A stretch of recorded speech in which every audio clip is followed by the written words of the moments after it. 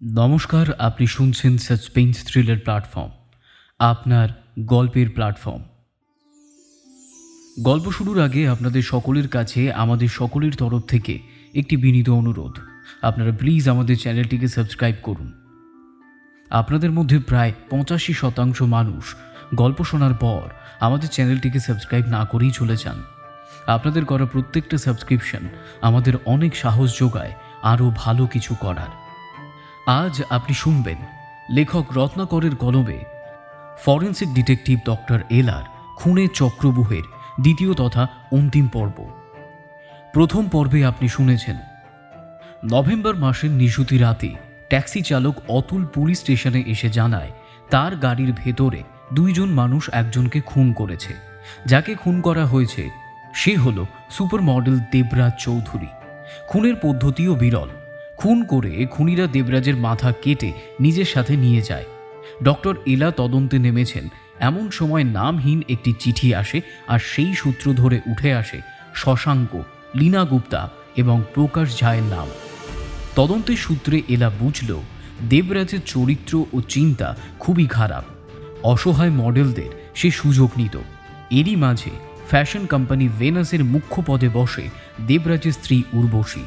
এলার যুক্তিতে সব ফিমেল মডেলদের সাথে আলোচনা করতে গিয়ে মুখোমুখি হয় মডেল ইন্দ্রাণীর। গোপন সূত্রে খবর আসে ইন্দ্রাণীর প্রাক্তন প্রেমিক সেই ট্যাক্সি চালক অতুল। এরপর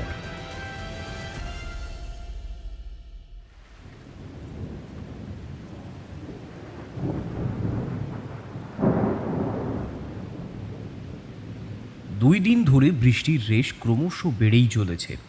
কমবার লেশ মাত্র নেই। কবি বা লেখকদের কাছে বৃষ্টি বা সিক্ত শহর একটা মহান ভূমিকা রাখে। রহস্য গল্পে সেটা কতটা প্রভাব ফেলতে পারে সেটাই দেখার বিষয়। দেবরাজ হত্যা রহস্যের কোনো কেন্দ্রবিন্দু নেই। যেটা আছে সেটা কেবল বৃত্তের পরিধি। পুরোটাই 360 ডিগ্রি। একটি নির্দিষ্ট বিন্দু থেকে শুরু হয়ে সেই বিন্দুতেই ফিরে আসা। না, কোনো গণিতের জ্ঞান নয়, এটাই জীবন। বাড়িতে এলার নিজস্ব ঘরটা একটা ছোটোখাটো স্টুডিও বলা যেতে পারে। একটা বড় বোর্ড, আর তাতে এই গল্পের যাবতীয় রহস্য ফটোগ্রাফ টাঙানো আছে। দেখলাম এই ফটো গ্রুপে একটি নতুন চরিত্রের আবির্ভাব হয়েছে, সুপার মডেল রম্ভা। কেরিয়ারের শুরুতে রম্ভা আর উর্বশী একরকম বান্ধবী ছিল।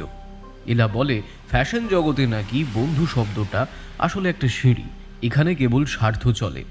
কিন্তু রম্ভা আর উর্বশী যেন সেই বেদ বাক্য খণ্ড করে ছেড়েছে। ইন্দ্রাণীর কাছ থেকে দেবরাজের ব্যাপারে যে খবরটা পেয়েছিলাম সেটা মিথ্যে নয়। জ্যোতিষ জিনিসটা দেবরাজ সত্যি মারাত্মক রকমের মানত।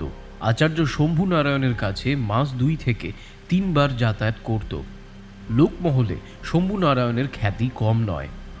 মডেল থেকে চলচ্চিত্র তারকা, নেতা থেকে সাধারণ মানুষ সকলেই শম্ভু নারায়ণের কাছে যাতায়াত করে। আমি খবরের কাগজে, মাসিক পত্রিকায় এনার নাম পড়েছিলাম, কিন্তু চাক্ষুষ দেখিনি। গত সপ্তাহে রীতিমতো অ্যাপয়েন্টমেন্ট নিয়ে আচার্য মহাশয়ের সঙ্গে দেখা করতে যাই। সাথে ছিলেন আমার প্রণম্য সিনিয়র মেজবাবু।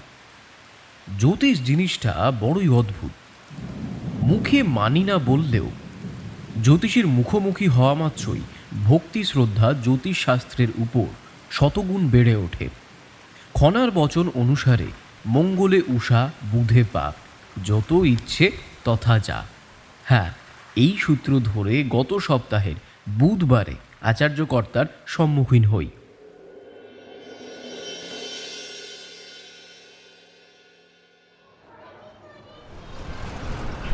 সকালবেলায় লোকের ভিড় ঠাসা। আচার্যকর্তার প্রচুর সহকারী যখন আমাদের দুইজনকে আচার্যের ঘরে নিয়ে যায়, মুহূর্তের মধ্যে চমকে উঠি। নাম শুনে মনে হয়েছিল আচার্য মাঝবয়সী, মোটাসোটা, তিলক রুদ্রাক্ষধারী কোনো ব্যক্তি হবে। ও বাবা, এ তো পূর্ণ যুবক। পরনে নীল জিন্স প্যান্টের সাথে হলদে টি শার্ট, উঁচু লম্বা সুপুরুষ চেহারা। ঘরটি বিভিন্ন রকমের গণেশ আর লাফিং বুদ্ধ মূর্তিতে ভর্তি।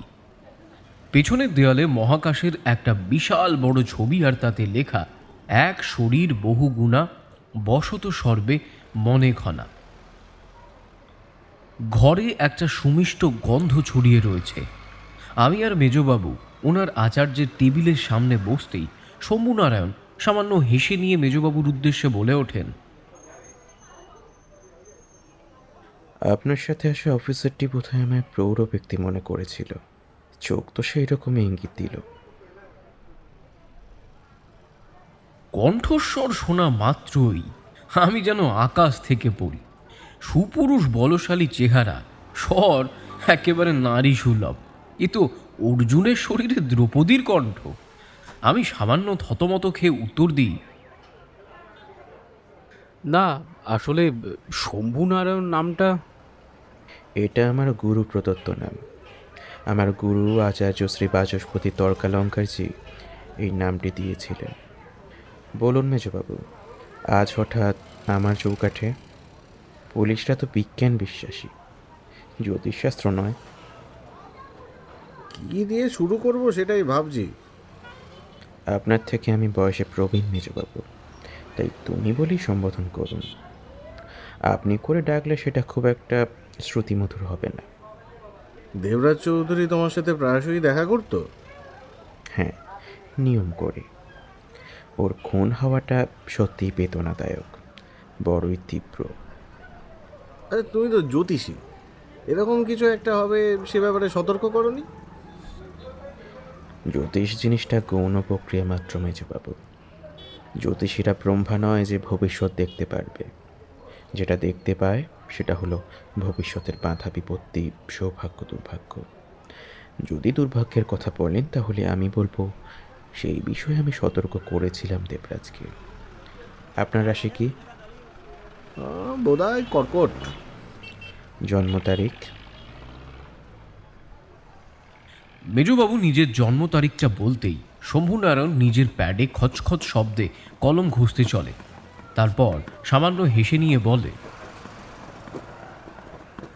আপনার চন্দ্রের গোচর দেখছি বেশ জোরালো, বিবাহযোগও দেখতে পাচ্ছি। কথাটা শুনে মেজবাবু অবাক হয়ে বলেন, আমার মনে হয় ভবিষ্যৎ দেখতে গিয়ে অতীত দেখেছো। আমার অলরেডি বিয়ে হয়েছে, 7 বছরের একটা ছেলে আছে। সেটা তো প্রথম পক্ষ, আমি দ্বিতীয় পক্ষের কথা বলছি। কথাটা শোনা মাত্রই আমি শিয়ানে হাসি ফিক করে হাসতেই মেজবাবু সেটা খেয়াল করলেন। তারপর ধাতস্থ হয়ে নিয়ে বলেন, বলছি বলছি আমার কুশিটা ছেড়ে দেবরাজের কুণ্ডলিতে আসলে বোধহয় ভালো হয়। সে তো নিশ্চয়ই। জ্যোতিষ জিনিসটাই এমন, লোকে শুধু ভালো শুনতে চায়। যাই হোক, জুনিয়র, তোমার রাশি কি? প্রশ্নটা আমাকে করতেই আমি একটু ভয়ে ভয়ে উত্তর দিই, আগে বলতে পারবো না। জন্ম তারিখ? আমি জন্ম তারিখ বললে আবারও গতবারের মতো কাগজে খচখচ শব্দ করে একটা ছবি আঁকে। তারপর বিরস বদনে বলে, কন্যা রাশি, কিন্তু এখনো পর্যন্ত কোনো কন্যা কপালে জোটেনি। কর্মজীবনে আপাতত কোনো উন্নতি নেই, কন্যা যোগও এই মুহূর্তে নেই। গল্প লেখার বাতিক আছে, কিন্তু সেটাও খুবই ক্ষীণ। নাম খুব দেরিতে হবে। যদি বিয়ে হয় তাহলে বউয়ের নেওয়াটা হবার চান্স আছে। এক কথায় যাকে বলে বউ ফেরুয়া। শোনা মাত্রই মুখ ঝুলিয়ে মাথা নিচু করে বসে থাকি। মেজবাবুর ঠোঁটের কোণে হাসি ধরা দেয়। তারপর বলে, আচ্ছা, দেবরাজ কি নিজের ব্যাপারে কিছু বলেছিল, যে কেউ তাকে হুমকি দিচ্ছে কিনা, কিংবা কিছুতে ভয়? না না না, ভুল করছেন। ভয় পাওয়ার ছেলে দেবরাজ নয়। ওর একটা মৃত্যু চোখ দেখেছিলাম। বলেছিলাম ভেনাসের প্রোগ্রামের আগে কোনো রকম কিছুতে না জড়াতে, কিন্তু শোনেনি। আচ্ছা, ওর চরিত্র সম্পর্কে? সেটা কি আমার কাছে গোপন করলে চলে? আর গোপন থাকেও না। মেয়েদের সাথে ঘনিষ্ঠ হওয়াটাই তো কাল হলো। নিজের উপর কন্ট্রোল ছিল না, এটাই হয়। কেতুর প্রভাবটা খুব প্রখর ছিল। তবে তবে সম্প্রতি নতুন কোনো জ্যোতিষী অথবা তান্ত্রিকের সাথে হয়তো মিট করছিল।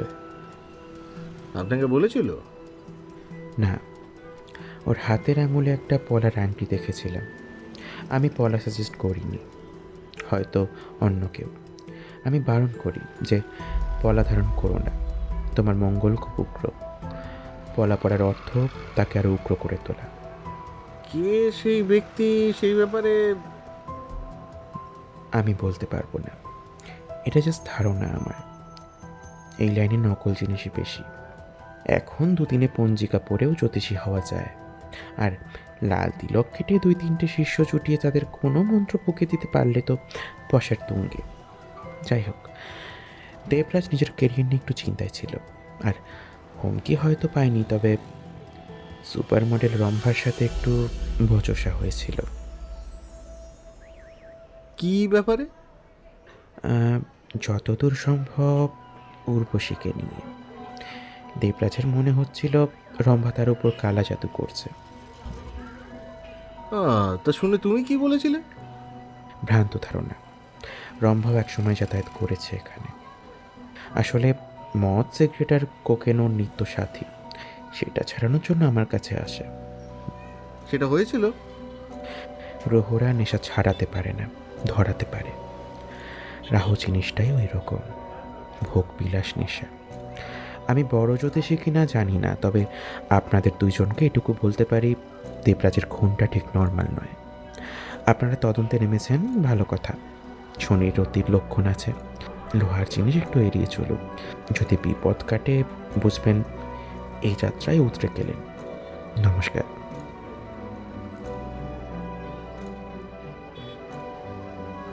কেঁচো খুঁড়তে সাপ বেরিয়ে পড়ল। দেবরাজের কুষ্ঠি জানতে গিয়ে জ্যোতিষী আমাদেরই নক্ষত্র কুণ্ডলী বানিয়ে ছেড়ে দিল। তবে লাভের বিষয় যেটা হলো তা হলো রম্ভা।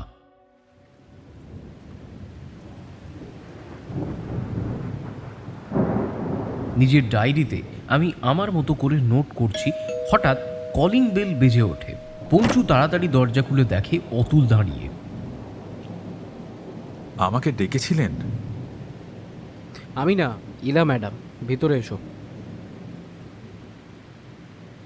অতুল ভেতরে এসে কাঠের সোফাতে বসতেই নিজের ঘর থেকে বেরিয়ে আসে এলা। কাছে এসে অতুলের পাশে বসে নিয়ে বেশ গম্ভীর স্বরে প্রশ্ন করে, ইন্দ্রাণী যে তোমার প্রেমিকা আর দেবরাজ কেবল মডেল হিসাবে তোমার পরিচিত নয়, সেটা আগে বলনি কেন? কি বলবো ম্যাডাম, যাকে ভালোবেসেছি সে দেবরাজের হাত থেকে বেরোতে পারছে না, দিনের পর দিন কষ্ট সহ্য করছে, এটা বলতাম। গাড়িতে সত্যিই দেবরাজ বাদে অন্য কেউ কি ছিল? বিশ্বাস করুন, এটা সত্যি। খুন আমি করিনি। কিন্তু খুনের সাথে তো থাকতে পারো। সেটাতেও নেই। সেদিন হুট করেই আমি ফ্লোরিডা রোডে দেবরাজকে দেখেছিলাম। দেবরাজ তোমায় চিনতে পারেনি? নেশায় ছিল, একজন ওকে ধরেছিল, সেই জন্যই হয়তো। আমার কি মনে হচ্ছে জানো, পুলিশ জানার আগে ইন্দ্রাণী জেনেছিল দেবরাজ খুন হয়েছে। কথাটা শুনে অতুল মাথা নামায়। ইলা বলে চলে, ছোট্ট হিসাব, তুলসী অ্যাপার্টমেন্ট থেকে পুলিশ স্টেশন মাত্র 10 মিনিট। তুমি আসো 8 ঘন্টা পর। এবার নিশ্চয়ই তুমি এটা বলবে না যে 8 ঘন্টা ধরে তুমি চিন্তা করছিলে যে তুমি ঠিক কী করবে। ট্যাক্সি নিয়ে তুমি ইন্দ্রাণীর বাড়িতে গিয়েছিলে, তাই তো? ইলার প্রশ্নে অতুল সামান্য মাথা নেড়ে নিয়ে উত্তর দেয়, হ্যাঁ, বলি যে ওর লাইফ থেকে দেবরাজ সরল। ইন্দ্রাণী আমাকে বলে যে পুলিশ স্টেশন নিয়ে যেতে। আমি আবারও বলছি অতুল, যত তুমি লুকোবে কেস তোমার দিকেই ঘুরবে। যদি ওয়ান অ্যান্ড অনলি যে সবার প্রথম দেবরাজকে আইডেন্টিফাই করেছো সেই কিন্তু তুমি লাস্ট যে এখনো পর্যন্ত দেবরাজকে জীবিত অবস্থায় দেখেছো, যদিও এটা তোমার কথা ধরলে। যা হয়েছে সেটাই আমি বলেছি, খুন আমি করিনি, ইচ্ছে ছিল করার। এলা এক নজরে চেয়ে থাকে তার দিকে। অতুল চলে গেলে এলার কপালে চিন্তার ভ্রুকুটি ধরা দেয়। 2 দিন এলা ফরেন্সিকে যায়নি, বাড়িতেই বসে ডুবে আছে দেবরাজের চিন্তায়। অতুল চলে যাবার মিনিট 15 পরে বাড়িতে উপস্থিত হয় মেজবাবু। আমার গলা একেবারে শুকিয়ে যায়। ঘরে ঢুকতেই এলার উদ্দেশ্যে তিনি বলেন, ডাক্তারেরই শরীর খারাপ, এখন কেমন? কোনো শরীর খারাপ না, বলুন। এলা বলতেই তিনি বেতের চেয়ারে বসেন। পরনের উর্দি বলে দেয় থানা থেকে ফেরার পথে এ বাড়িতে চলে এসেছে। আমি দাঁড়িয়ে নিজের বাড়িতে বসবো নাকি দাঁড়িয়ে থেকে সিনিয়রকে সম্মান করব ঠিক বুঝে উঠতে পারছি না। সেটা বোধ হয় মেজবাবু বুঝতে পেরেছিলেন। হেয়ালি হাসি হেসে নিয়ে তিনি বলেন, থাক থাক, আর সম্মান দেখাতে হবে না। পুলিশ স্টেশন থেকে ফেরার পরে তো সিগন্যাল ভেঙে যাতায়াত করো।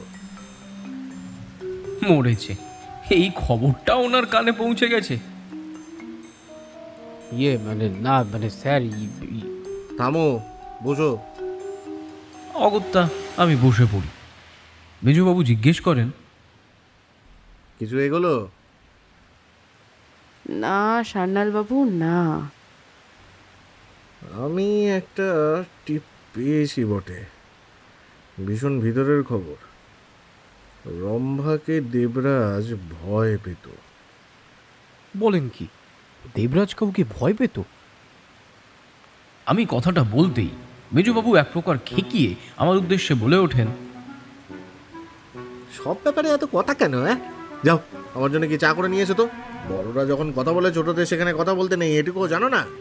তোমাকে তোমাকে শাসনে রাখতে হবে দেখছি। আমি ছোট? হ্যাঁ, যাও চা করে নিয়ে এসো। জ্যোতিষী তো বলেই দিয়েছে এই মুহূর্তে কাজের কোনো উন্নতি নেই। যাও যাও যাও, চা করতে শেখো, ভবিষ্যতে কাজে দেবে, নইলে বউ কিন্তু ঝাঁটাপেটা করবে। আপনাকে করে বুঝি? এই কি বলে? কিছু না স্যার। খুব জিভ বাড়ছে। একটা একটা ব্যবস্থা নিতে হবে, কেসটা মিটুক একবার। আমি বিরস বদনে রান্নাঘরের দিকে চলে যাই, কিন্তু কান পড়ে থাকে ড্রয়িং রুমে। আড়ি পেতে সব শুনতে থাকি। হ্যাঁ বলুন। দেবরাজের অত্যাচার অনেক মেয়েই সহ্য করেছে, কিন্তু রম্ভার সাথে দেবরাজের সম্পর্ক তেমন ভালো নয়। রম্ভা এমন কিছু দেবরাজের ব্যাপারে জানতো যেটার জন্য দেবরাজ রম্ভার কাছেই ঘেঁষত না। অন্যদিকে নোটিস করেছো কিনা জানি না, এই রম্ভার সাথে একমাত্র ভালো সম্পর্ক উর্বশীর। সেটা জানি। দেবরাজ যেদিন খুন হয় সেদিন কাঞ্চিলালের শো ছিল। শশাঙ্ক সেখানে ছিল, কিন্তু দেবরাজ নয়। আর কাঞ্জিলালের শোতে দেবরাজ গেল না কেন? এই প্রশ্নটা মাথায় আসতেই খোঁজ শুরু করি। জানতে পারি ওই শোয়ের শো স্টপার ছিল রম্ভা। কি বললেন? শশাঙ্ক কাঞ্চিলালের শোতে ছিল? ইয়েস। এই তো বড় সড়ো খটকা। শশাঙ্ক একবারও সে কথা বলেনি। আমি এরপর রম্ভার সাথে দেখা করবার প্ল্যান করি, কিন্তু পরশু জুলফির শো আছে, রম্ভা শো স্টপার। প্রচুর ব্যস্ত, তাই এই মুহূর্তে কারোর সাথে দেখা করবে না। বেশ তো, চলুন জুলফির ফ্যাশন শোটা অ্যাটেন্ড করেই আসি। বাবা, টিকিট মারাত্মক। কি আর করা যাবে, হাই প্রোফাইল মার্ডার কেস, 2টো টিকিট। দুটো কেন? তাহলে ওই রান্নাঘরের অবতারটি কি বাইরেই দাঁড়িয়ে থাকবেন? 3টেই করছি। বাবা, আমার উপর হঠাৎ দরদ কেন সেটাই ভাবতে থাকি। নিশ্চয়ই কোনো ফন্দি এঁটেছে আমার বিরুদ্ধে। লক্ষ্য করি চায়ের জল গরম হয়ে গেছে। শনিবার সন্ধ্যায় এলা, মেজবাবু আর আমি উপস্থিত হই অপরা হলে। সব হাই সোসাইটির লোকেদের ভিড়ে ঠাসা। বিভিন্ন fashion designer, magazine editor, agency executor, film producer, director কেউ বাকি নেই। ফ্যাশন শো দেখেই এরা ছবির পোশাক নির্বাচন করে।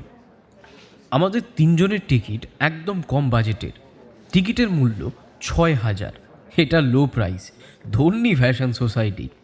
টিকিট চেক করিয়ে ভিতরে ঢুকতে চোখ একেবারে ছানা বড়া।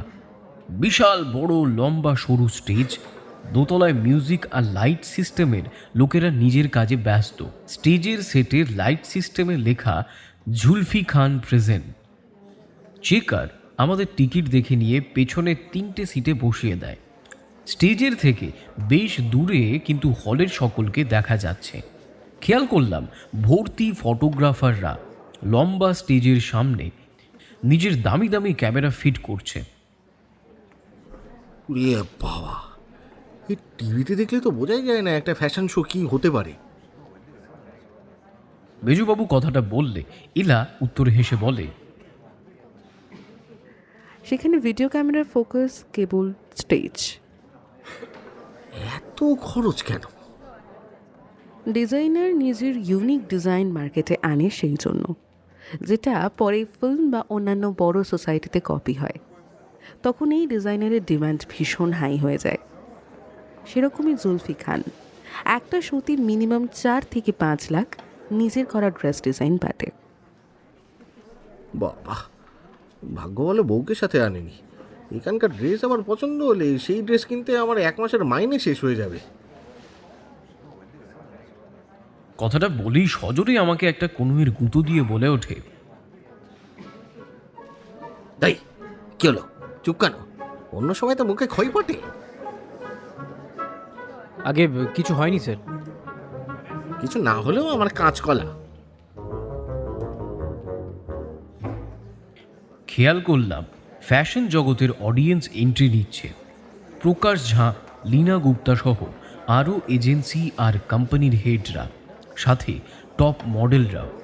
হঠাৎ তার মধ্যে তিলোত্তমা, ইন্দ্রাণী আর শশাঙ্ককেও খেয়াল করলাম।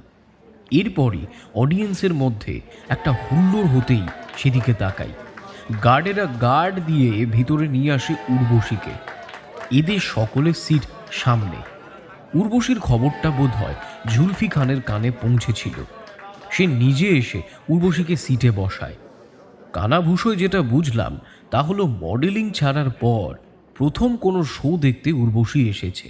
সাথে এটাও সকলের মুখে মুখে চলে, আরে রম্ভা শো স্টপার, ওই জন্যই উর্বশী এসেছে। ধীরে ধীরে আলো কমতে শুরু করে আর কর্ডলেস থেকে ভেসে আসে, Ladies and gentlemen, kindly take your seats. The show is about to begin. বলা মাত্রই মিউজিক শুরু হয় আর অন্ধকার হলের মধ্যে একটা নীলচে আলো ঘুরে ঘুরে র্যাম্প ওয়াক স্টেজের উপরে গিয়ে পড়ে। স্মোক মেশিন দিয়ে স্টেজের চারিদিকে ধোঁয়ায় ধোঁয়া। মুহূর্তের মধ্যে হাততালিতে ফেটে পড়ে হল। কালো স্টোন পরা শর্ট মিডিস ড্রেসে স্টেজে এন্ট্রি নেয় শো স্টপার রম্ভা। মারাত্মক রকমের ক্যাটওয়াক করে স্টেজের সামনে এসে দাঁড়াতে সামনে থাকা ক্যামেরার ফ্ল্যাশ আর খচখচ শব্দ।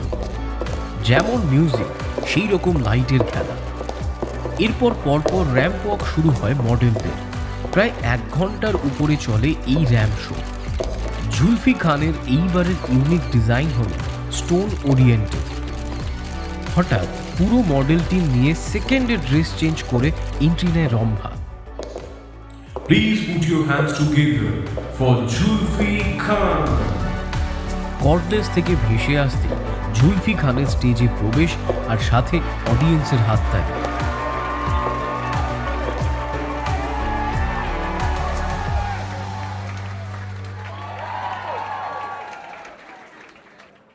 শো শেষ হতেই এলা মেজবাবুকে বলে ওঠেন, চলুন রম্ভার সাথে এবার দেখাই করা যাক।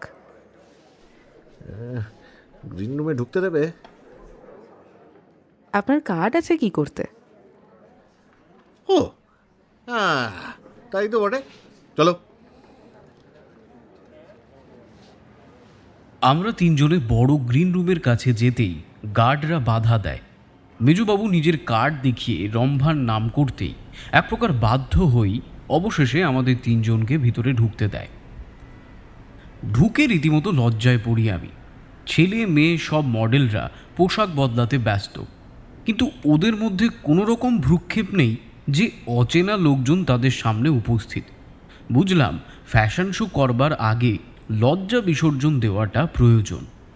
দূরে বড় বড় লাইট লাগানো আয়নার সামনে রম্ভা বসা, পরনে ফ্যাশনের ড্রেসটাই, কিন্তু হাতে রেড ওয়াইনের গ্লাস ও জ্বলন্ত সিগারেট। মদ্যপানে ব্যস্ত রম্ভা। সেটা দেখে নিয়ে মেজবাবুকে বলে উঠি, স্যার, রম্ভা তো সুস্থ নয়। তোমার থেকে অনেক বেশি সুস্থ। যার খাদ্য পানীয় সবই ওই মদ, সে আর যাই হোক মাতাল নয়। চলো। কাছে এগোতেই রম্ভা সামান্য অবাক হয়, তারপর বলে, মনে হচ্ছে পুলিশের লোক। কণ্ঠে নেশা অবশ্যই আছে, কিন্তু মাতাল নয়। মেজবাবু নিজের পরিচয় দিতেই গ্রিন রুমে থাকা বড় দেয়াল ঘড়িটার দিকে তাকিয়ে উত্তর দেয়, এখন তো 8:30। আমি ড্রেস চেঞ্জ করব, তারপরে মেকআপ রিমুভ করব, টাইম লাগবে আমার। একটা কাজ করুন, রাত 12টা থেকে 12:30টার মধ্যে আমার ফ্ল্যাটে চলে আসুন। হ্যাঁ, রাত 12টা? 12টা আবার রাত নাকি? হ্যাঁ, আর হাতে পায়ে তো দেখে মনে হচ্ছে না আপনি কচি খোকা। তাহলে সমস্যাটা কোথায়? ইতিমধ্যে গ্রিন রুমে প্রবেশ করে শশাঙ্ক। আমাদের দেখেই বেশ থতমত খায়। আমাদের কাছে এগিয়ে আসতেই রম্ভা হেসে নিয়ে সিগারেটের টান দিয়ে ধোঁয়া ছেড়ে শশাঙ্কের উদ্দেশ্যে বলে, হে এদের কাছে 12টা নাকি অনেক রাত। শশাঙ্ক আমাদের এখানে আসার কারণ জানতে চায়। সে উত্তরটা পরে হবে শশাঙ্ক। তার আগে এটা বলো, দেবরাজের খুনের দিন তুমি কাঞ্জিলালের সাথে ঠিক কতক্ষণ ছিলে? এলার প্রশ্নে শশাঙ্ক সামান্য চুপ থেকে নিয়ে মাথা নেড়ে না করে দিয়ে জানায় সে জানে না।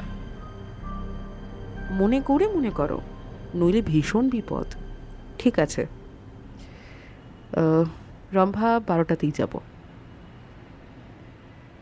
কথাটা বলে নিয়ে আমাদের দুইজনকে সাথে করে বাইরে বেরোতেই মেজবাবু ভয়ে ভয়ে জিজ্ঞেস করে ওঠে, রাত 12টায় একটা ফিমেল মডেলের ফ্ল্যাটে যাওয়া? আপনিও তো দেখছি দেবরাজের মতো রম্ভাকে ভয় পেয়ে গেলেন। তুমি বুঝছো না ডক্টর। কিচ্ছু হবে না। রম্ভা তো চাইছেই যে আমরা তাকে ভয় পাই। আমাদের যেটা কাজ সেটা তো করতেই হবে, সেটা রাত 12টা হোক কি ভোর 4টে।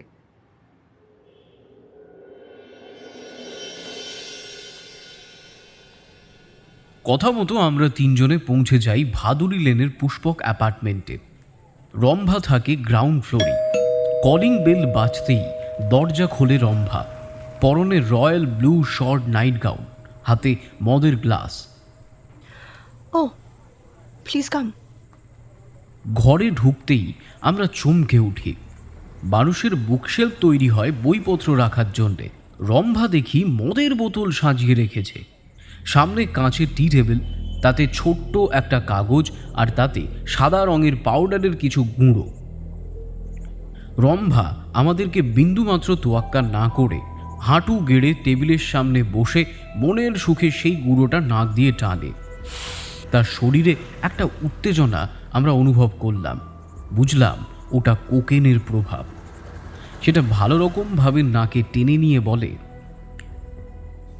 দাঁড়িয়ে কেন, বসুন। তুমি যেগুলো টানছো এগুলো কিন্তু ইল্লিগাল, পুলিশ কেস হতে পারে কিন্তু। মেজবাবুর কথাতে তেমন পাত্তা না দিয়ে গ্লাস হাতে উঠে দাঁড়িয়ে মদ গলদকরণ করে। তারপর বলে, আপনাদের হুইস্কি চলে? কারণ আমার এখানে ঠিক চা কফি চলে না। না, আমাদের চলে না। আমার চলবে। কথাটা বলেই শেলফের দিকে এগিয়ে একটা বোতল নিয়ে এসে আমাদের সামনে বসে। মদ্যপানে রতা রম্ভা হেসে নিয়ে বলে, কি দেখছেন, ভাবছেন বেসামাল নাকি? একদমই না। কি লাভ পাও এই ছাইপাশে? রিল্যাক্সেশন। বদনামের ভয় নেই? বদনাম হচ্ছে এই লাইনে ব্র্যান্ড তৈরি করার মোক্ষম উপায়।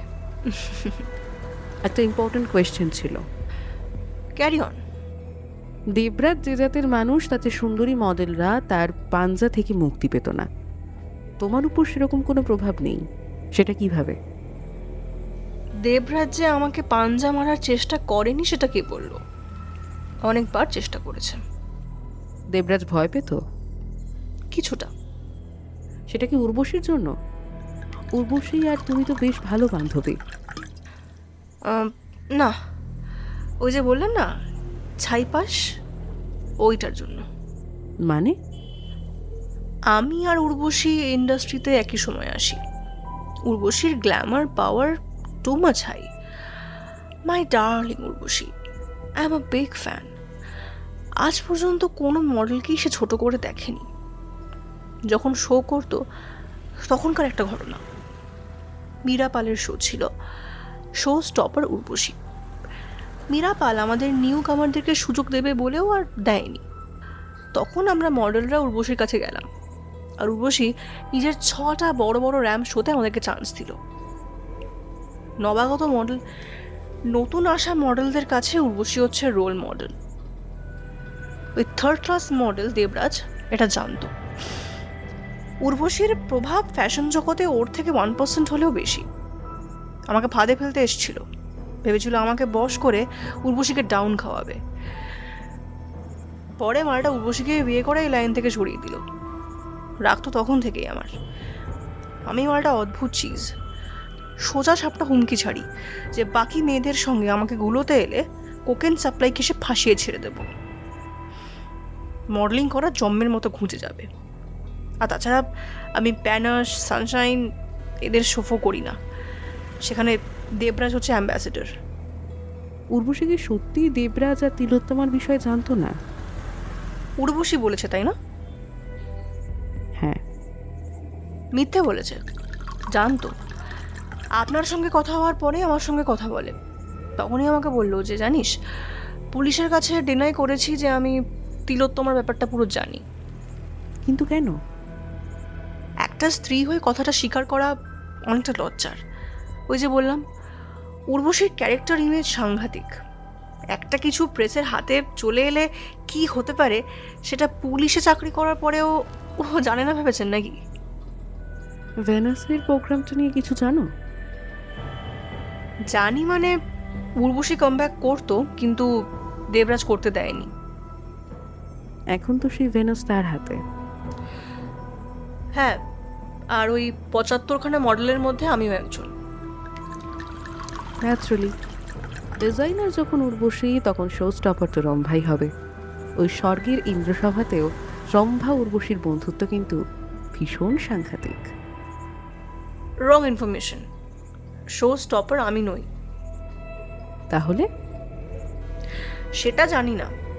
আর শুধু আমি না, এই র্যাম্পে ইন্দ্রাণী, নন্দা, আলিশা, হেনা, হেলেন আর তিলোত্তমাও আছে। মানে পুরো high model team? Yes, all are ladies. Project Sindoor. এরকম অদ্ভুত নাম কেন? সেটা ভেনাসের শো হলেই বুঝতে পারবেন। প্রোগ্রামের আগে প্রোগ্রাম সিক্রেট কাউকে বলতে নেই। আমি লক্ষ্য করছিলাম রম্ভার হাতে থাকা সিগারেটটা খুব চেনা ব্র্যান্ড মনে হচ্ছে। হুট করে জিজ্ঞেস করে উঠি, দেবরাজ যে রাতে খুন হয় তার পরের দিন সকালে কি আপনি উর্বশীর বাড়িতে গিয়েছিলেন? রম্ভা বেশ তীক্ষ্ণ নজরে আমার দিকে চায়, বলে, কেন বলুন তো? জিজ্ঞেস করছি। হ্যাঁ, জুলফিকার শোয়ের গেস্ট কার্ড পাসটা দিতে গেছিলাম, কিন্তু আমি যে গিয়েছিলাম সেটা তো কেউ জানতো না। ইভেন আমাকে ওর ফ্ল্যাটে ঢুকতে বা বেরোতে কেউ দেখেও নি। না, জাস্ট ইমাজিনেশন। Strong imagination. মত চলে? মানে না, আগে কেন মারি ন্যাকা সাজছেন? আপনার থোবরা দেখে বুঝতে পেরেছি আমি যে আপনিও আমার লাইনের। কথাটা শোনা মাত্রই মেজবাবু কটমটি আমার দিকে চায়। না মানে স্যার, ওই মানে অফিসিয়ালি বন্ধু বান্ধবদের সাথে কখনো কখনো। তোমার আবার বন্ধু বান্ধবটা কে শুনি? অফিস মানে তো থানা। থানায় বসে তো মদ গেল না, পড়ে পড়ে তো ঘুমাও আর স্বপ্ন দেখো। আর জ্যোতিষী বলেছে কপালে মেয়ে জুটবে না, তাহলে? রম্ভার সামনে আমার প্রেস্টিজের গ্যামাক্সিন করে ছেড়ে দিল মেজবাবু। রম্ভাও কম নয়, বাজে মডেল একটা। কথা শুনে তাল দিয়ে বলে ওঠে, সে কি প্রেম করেন না? আপনি দেখতে সুন্দর, আপনার হাইট আছে, গায়ের রংটাও খুব ভালো, ভয়েসও সুন্দর, তাও মেয়ে জোটেনি কেন বলুন তো? যন্ত্রে কোনো ডিফেক্ট আছে নাকি? আসলে তার কাটা। মেজবাবু বলতেই এলা বেশ রেগে ওনাকে থামায়। খুনের পরের দিন উর্বশীর সাথে ঠিক কী কথা হয়েছিল?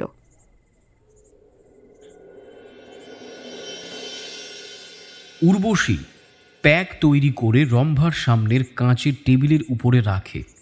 রম্ভা সেটা খাওয়া শুরু করলেই উর্বশী এক দায়িত্বশীল অভিভাবকের মতো বলে ওঠে,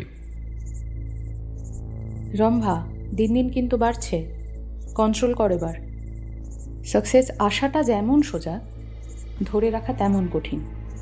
তোর ফিনান্সিয়াল কোনো প্রবলেম নেই, মডেলিং করিস শখে, বয়ফ্রেন্ড লয়াল, তাহলে এই মদ আর কোকেনের প্রয়োজন কেন?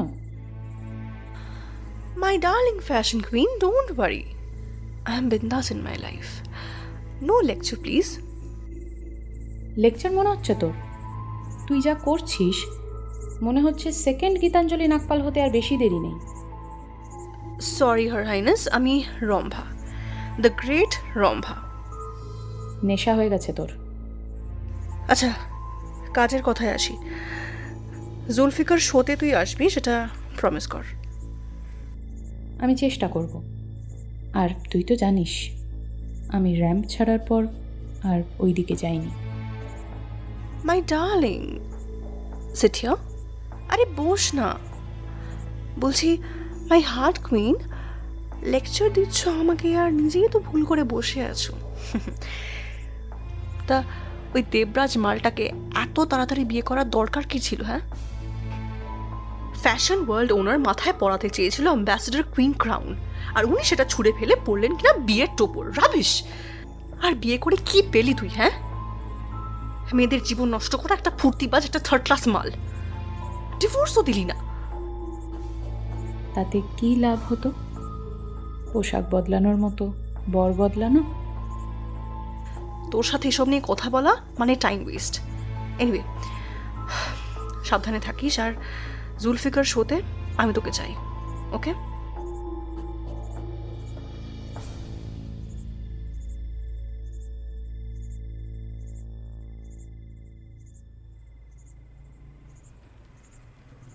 বয়ফ্রেন্ডের কথা বললে যে, নামটা জানতে পারি? That's not your business. এলা কিছুক্ষণ রম্ভাকে দেখে নিয়ে সোফা ছেড়ে উঠে দাঁড়াতেই আমরা উঠি। ফ্ল্যাট থেকে বেরিয়ে মেজবাবু এলার উদ্দেশ্যে বলেন, রম্ভা সত্যি রম্ভাই।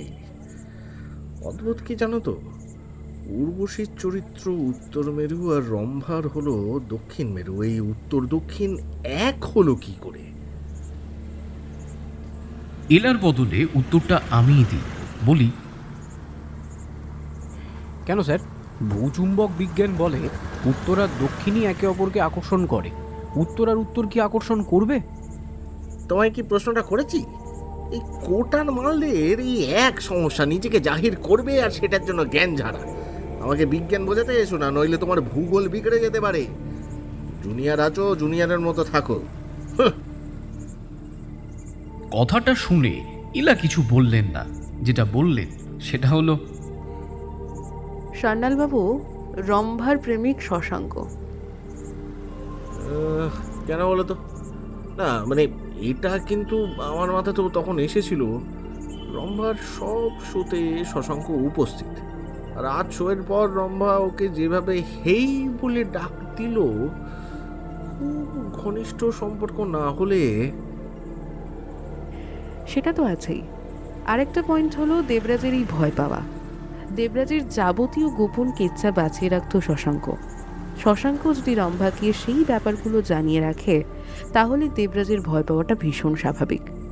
ওই যে একটা কথা কানে এসেছিল না, যে শশাঙ্কের সাথে দেবরাজের ঝামেলা চলছে উর্বশীর ব্যাপার নিয়ে, ওটা উর্বশী বদলে রম্ভা হবার চান্স অনেকটা বেশি। হয়তো দেবরাজ বুঝে গিয়েছিল যে শশাঙ্ক গোপন খবর রম্ভাকে দিচ্ছে।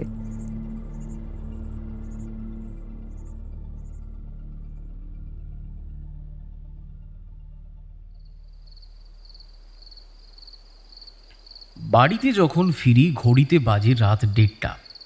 পোশাক বদল করে নিয়ে নিজের ঘরের বিছানায় উবু হয়ে শুয়ে আছি জানলার দিকে তাকিয়ে। মন মেজাজ খুবই খারাপ। এলা দরজায় বার দুয়েক টোকা দিয়ে ঘরে প্রবেশ করে। কি হলো? তখন থেকে তো খেতে ডাকছি। আমার খিদে নেই। কি ব্যাপার, এত গরম কেন? না, কিচ্ছু না। মেজবাবুর কথাতে মন খারাপ? উনি সব সময় আমাকে অপমান করেন। আসলে উনি তোমাকে খুব ভালোবাসেন। ভালোবাসা না ছাই, ভালোবাসার যদি এমন বহর হয়, দরকার নেই এমন ভালোবাসার। সবার স্টাইল একরকম হয়। চলো খেতে চলো, কাল খুব সকালে আমায় ফরেন্সিক যেতে হবে। চলো। আমার ভালো লাগছে না। লক্ষ্মী ভাই আমার, চলো। আচ্ছা ঠিক আছে, মেজবাবুকে টায়ার দেওয়ার ফোন দিয়ে আমি আসছি। চলো। সত্যি?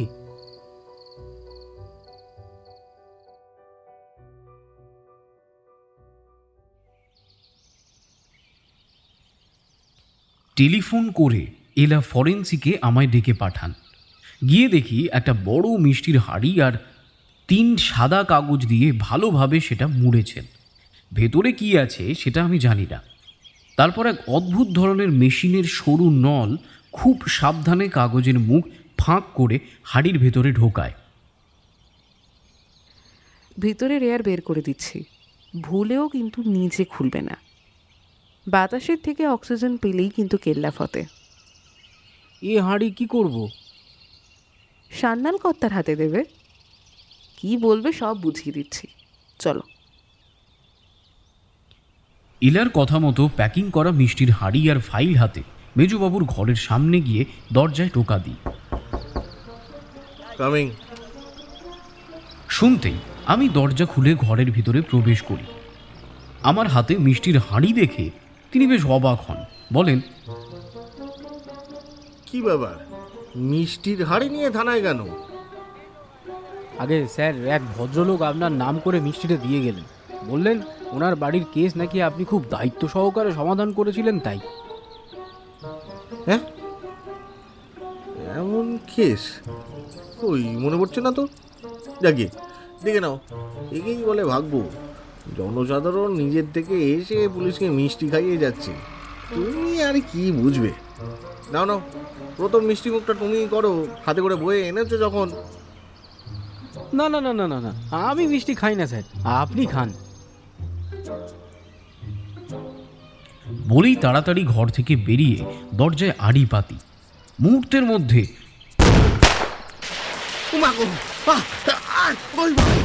বাঁচাও বাঁচাও, পুলিশ!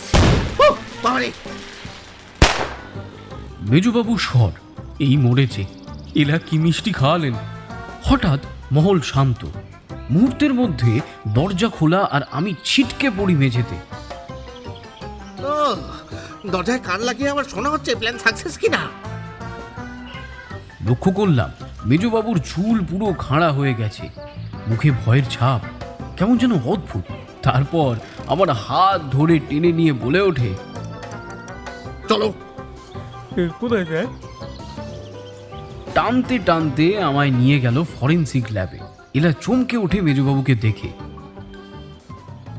এ কি, মাথার চুল ওরকম খাড়া খাড়া, মুখে কালো রঙের ওসব কি লেগেছে? গুলি মারো আমার মাথার চুলে। তুমি জানো তোমার এই আদরের অফিসার কি করেছে? কি করেছে? মিষ্টির হাড়িতে চীনের পটকা ফিট করে নিয়ে এসেছে। এর এত বড় সাহস, এরপর দেখবে রিপোর্ট ফাইলে টাইম বোমা ফিট করে আমার চেম্বার সমেত উড়িয়ে দেবে। যে না না না না না, ও আপনার সাথে এরকম করবে না। মালটিকে চেনো? হ্যাঁ, ও দেখতে এরকম, পেটে পেটে শয়তানি। ওইসব বিজ্ঞানের বইপত্র পড়েই এসব কুবুদ্ধি মাথায় এসেছে ওর। না না, ও করেনি। একজন ভদ্রলোক এসেই হাঁড়ি দিয়ে গেছে, ও এটা কি করে জানবে? এক মিনিট, কই এই কথাটা তো আমি বলিনি, তুমি জানলে কি করে? কথাটা শুনেই এলা তাড়াতাড়ি দূরে রাখা অনুবীক্ষণ যন্ত্রে চোখ ঠেকায়। মেজবাবু আমার দিকে কটমটিয়ে তাকিয়ে বলে,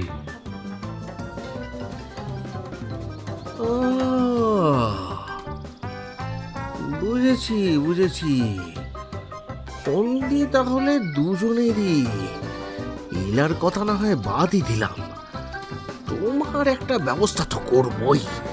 কোটায় চাকরি পাওয়া আমি ঘোচাচ্ছি, কেসটা মিটুক। ভাজলামই, তাও আবার আমার সাথে। আমার নামও চন্দ্রশেখর সান্যাল স্যার। হ্যাঁ, আমার নামও চন্দ্রশেখর সান্যাল নয়। থামো এবার, থামো। দেবরাজের কেসটা মিটুক একবার। কথাগুলো বলে গড়গড়িয়ে ল্যাব থেকে বেরিয়ে যান তিনি। ভেনাসের শো ক্রমশ এগিয়ে আসছে। 1 সপ্তাহ কেটে গেছে, কিন্তু দেবরাজ হত্যাকাণ্ডের কোনো কিনারা এখনো পর্যন্ত নেই। আজ প্রায় 2 দিন এলা ল্যাবে, সেখান থেকে তিনি ফেরেননি। প্রকাশ ঝায়ের সাথে নিজে দেখা করে উর্বশী সমেত সকল হিট মডেলদের র্যাম্পের ভিডিও ক্যাসেট এনে সেগুলো দেখছেন। মেজবাবু আমার উপর এখন খাপ্পা। নিজের টেবিলে বসে কাজ করছি, হঠাৎ অসীমদা এসে জানায় মেজবাবু আমায় ডাকছেন। তিনি ল্যাবে এলার সঙ্গে দেখা করতে যাবেন। সেই রকম ওনার সাথে উপস্থিত হই ল্যাবে। 2 দিন পর আমি এলাকে দেখলাম নিজের কেবিনে মাথায় হাত রেখে চুপ করে বসে আছে। মেজবাবু কাছে গিয়ে চেয়ার টেনে বসতেই এলা চোখ তুলে যায়।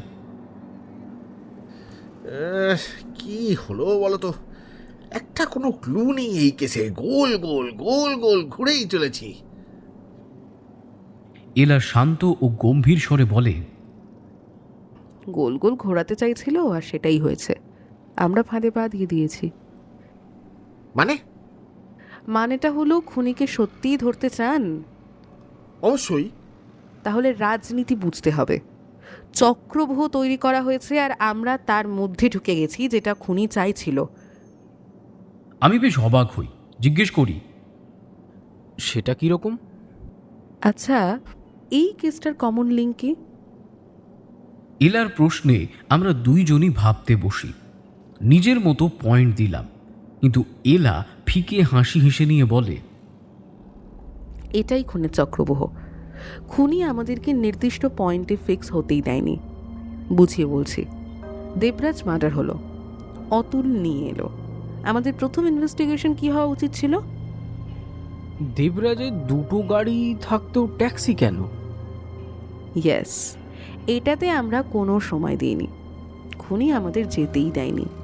দেবরাজ মার্ডার ইনভেস্টিগেশনে প্রথম কার নাম এলো? শশাঙ্ক। তার উপর কেস ফিক্স করতে যাচ্ছি এমন সময় তিলোত্তমার নিউজ। তিলোত্তমার উপর ফিক্স হব। মেজবাবুর নামে চিঠি। নাম এলো প্রকাশ ঝা। প্রকাশ ঝায়ের ওপর ফিক্স হব, নাম চলে এলো লীনা গুপ্তা। লীনা গুপ্তাকে মেইন পয়েন্ট ধরে এগোবো। এই মুহূর্তে কেসে ইন্দ্রাণী। ইন্দ্রাণী নাম উঠতে না উঠতেই অতুল। কোন অতুল? যার গাড়িতে নাকি দেবরাজ মার্ডার হলো। অতুলের কাছে গেলে দেবরাজ, দেবরাজ উঠলে শশাঙ্ক। পুরো কেস চক্রের মতো ঘুরছে। কেন্দ্রের কোনো হদিশ নেই, কিন্তু যেটা কেন্দ্র সেই ব্যাপারে আমরা প্রশ্ন কাউকেই করিনি। আর প্রশ্নটা হলো, দেবরাজ নিজের গাড়ি ছাড়া অ্যাপার্টমেন্ট থেকে বেরোলো কেন? 2, রম্ভার ঠিক পরের দিন উর্বশীর সঙ্গে দেখা করতে হলো কেন? রম্ভা ভুলবশতই হোক কি কোকেনের কল্যাণে নিজের প্রেমিকের কথাটা বলেই আমার দিকে তাকিয়েছিল। ও বুঝে গিয়েছিল ওভার্স মাঠের চক্করে বেফাস একটা কিছু ভুলে ফেলেছে। তাহলে এই মুহূর্তে আমাদের কাজ কি? পলিটিক্স বুঝতে হবে। জানি খুব কঠিন, কিন্তু এই কেসে পলিটিক্সের মারাত্মক চক্রব্যূহ। খুনি চেয়েছিল আমরা এদের কাছে যাই আর ফিক্স না হই। খুনির পলিটিক্স প্যাটার্ন বুঝতে হবে। দেবরাজের খুনে কার মোটিভ? এটার থেকেও জরুরি, দেবরাজ কেন গাড়ি ছাড়া বেরোলো। প্রথম থেকে আবার শুরু করতে হবে। এটাই কেন্দ্র, গাড়ি। আরেকটা পয়েন্ট আছে। আমরা মনে করছি অতুল হয়তো এই খুনের সঙ্গে যুক্ত, কিন্তু আমার মনে হচ্ছে ব্যাপারটা উল্টো। খুনের প্ল্যানে অতুল ছিল। Atul taxi driver. রাত করেও ফ্লোরিডা হয়েই বাড়ি ফেরে। খুনি অতুলের টাইম ওয়াচ করেছে। কিন্তু অতুলই কেন? ভালো প্রশ্ন। এর বিশেষ কারণ হলো খুনির উদ্দেশ্য ছিল ওটা যে দেবরাজ সেটা আমাদের কানে আসুক। খুনির যদি দেবরাজের মাথাই দরকার, তাহলে এত কাঠখড় কেন? এবার দেবরাজকে আইডেন্টিফাই করার মতো খুনির এমন একজন মানুষ দরকার যে দেবরাজকে ভালো রকম করেও চেনে। একজন স্টার মডেল ঘোর রাতে ট্যাক্সি ধরবে, সেটা নর্মাল পাবলিকের মাথাতেও আসবে না, কিন্তু অতুলের আসবে। কেন? তার কারণ অতুল দেবরাজকে শুধু স্টার নয়, নিজের প্রেমিকার শত্রু মনে করে। 2 গজ দূরেও দেবরাজ থাকলে অতুল অবশ্যই তাকে চিনতে পারবে। অতএব অতুলের ট্যাক্সিতে দেবরাজকে তোলা এটা অতুলের নয়, খুনির প্ল্যান। তাহলে আমরা কোন দিকে এগোবো? খুনি নিশ্চয়ই নতুন কোনো টোপ ফেলবে, যাতে সেদিকে যেতে না যেতেই নতুন আরেকটা ক্লু আমাদের সামনে দিতে পারে। আমাদের এবার সেদিকে গেলে হবে না। খুনির সন্দেহ হবে পুলিশরা এই ক্লুয়ের দিকে যাচ্ছে না কেন, ব্যাস নতুন প্ল্যান করতে শুরু করবে। আর এই প্ল্যান কষার মাঝে আমাদের ইনভেস্টিগেশন চলবে। নিজের ফ্ল্যাট থেকে ফ্লোরিডা রোড দেবরাজ গেল কি করে? ট্যাক্সি ধরে যেতে পারে, অথবা পরিচিত কারুর গাড়িতেও যেতে পারে। যখনই এই পয়েন্টটা খুনির সামনে যাবে, সে নড়ে চড়ে বসবে এবং তার মনে হবে আমরা আসল কেন্দ্রে পৌঁছে গেছি। উত্তেজিত হয়েই বেফাস কাজ তখন করবে। আমাদের এই পলিটিক্সেই খুনিকে মাত করতে হবে। এরপর খুনি কোন দরজাটা খুলছে সেটাই হবে আমাদের প্রধান লক্ষ্য।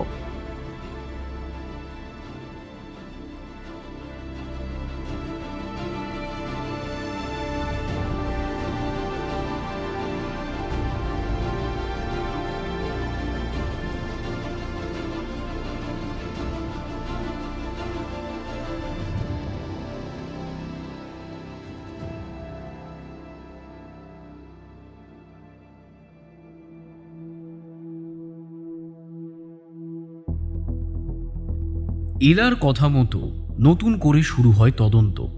অনেক তথ্য উঠে আসে, সেইগুলো এলাকে জানালে সে কেবল বলে মাথা ঠান্ডা রেখে কাজ আর খুনির পরবর্তী পদক্ষেপের অপেক্ষা। বলতে না বলতেই সেটাই ঘটল। মার্কেটে নিউজ বেরিয়ে এলো ভেনাসের শোয়ের পর শশাঙ্ক আর রম্ভা বিয়ে করছে। ফ্যাশন মহলে আবার নতুন কথা চলতে শুরু হয়, যেটা উর্বশীর সময় হয়েছিল। টার্ন পয়েন্টে রম্ভা একই সিদ্ধান্ত নিল। বিয়ে করে কেরিয়ার নষ্টের চেষ্টা কেন? মুহূর্তের মধ্যে এলার সাথে এই বিষয়ে কথা বলতে বসি। উনি বলেন, খুনি স্টেপ নিয়ে নিয়েছে। আমরা রম্ভা শশাঙ্ককে কোনো রকম জেরা করব না। আর খুনি ভাববে আমরা চুপ কেন? একদম। তুমি অতুলকে একবার ডেকে পাঠাও, দেখি আমি যেটা ধারণা করছি সেটা সত্যি কিনা। আর রম্ভা শশাঙ্ক? পুরো ছেড়ে দাও এদেরকে। খুনি এখানে দ্রোণাচার্য মনে করছে নিজেকে, ভাবছে অর্জুন নেই, তাই চক্রব্যূহ ভাঙাবে কে?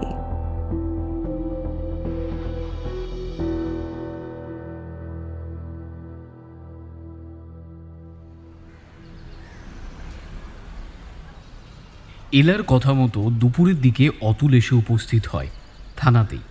আমি টেলিফোন করে ল্যাবে খবর দিতেই মিনিট 10 মধ্যে এলা হাজির হন থানাতে। অতুল আজ একটু স্বাভাবিক। এলা অতুলের সামনে বসে নিয়ে জিজ্ঞেস করে, অতুল, খুব মন দিয়ে ভেবে বলো তো, ট্যাক্সিতে কজন কথা বলছিল? তারা নিজেদের মধ্যে কথা বলেনি, একজনই ছিল যে নিজের মতো কথা বলে যাচ্ছিল। এর ফাঁকে প্লাস্টিক জাতীয় কোনো আওয়াজ কানে এসছে? যেমন ধরো কিছু টেনে খুলছে, ক্যাচ ক্যাচ শব্দ, এরকম কিছু?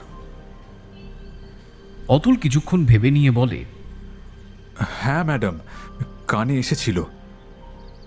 লক্ষ্য করলাম এলার ঠোঁটের কোণে হাসি। অতুল চলে যেতেই এলা আমাকে নিয়ে বেরিয়ে পড়ে। ট্যাক্সি ধরে সোজা উপস্থিত হই ক্লাসিক হলে।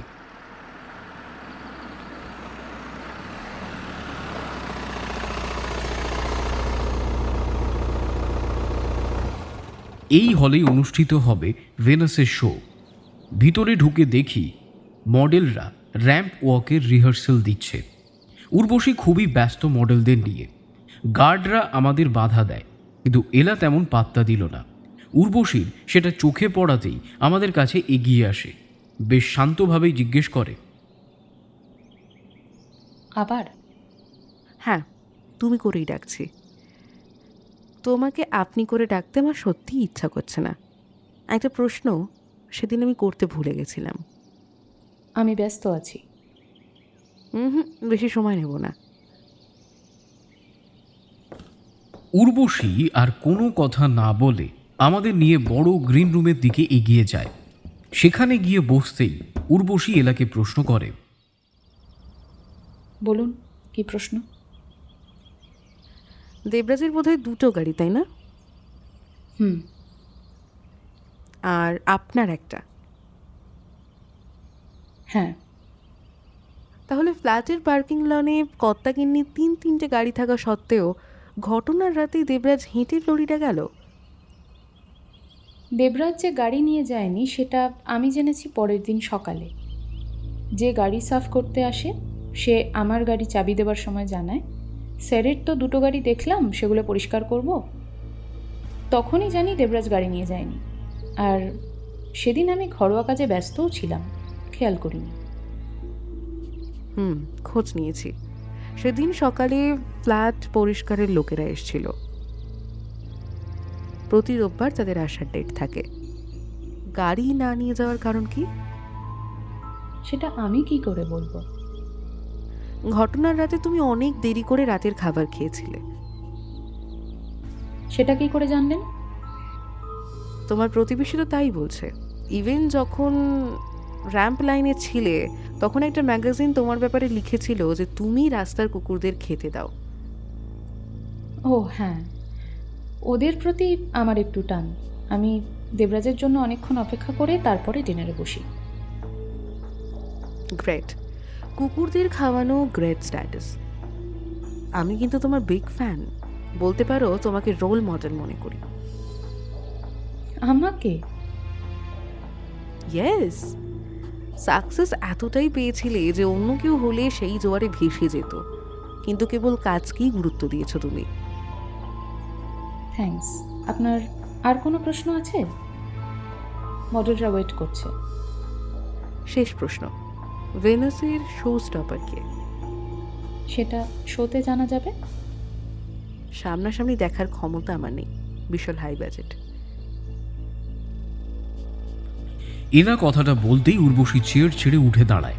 তারপর চাবি দিয়ে লকার খুলে নিয়ে বলে,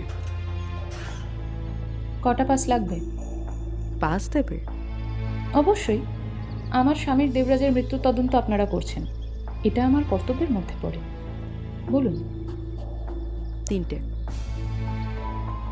উর্বশী 3টে পাস কার্ড এলার হাতে দিয়ে বলে, একদম ফ্রন্ট রো। ভেনাসের শোতে তাহলে দেখা হচ্ছে।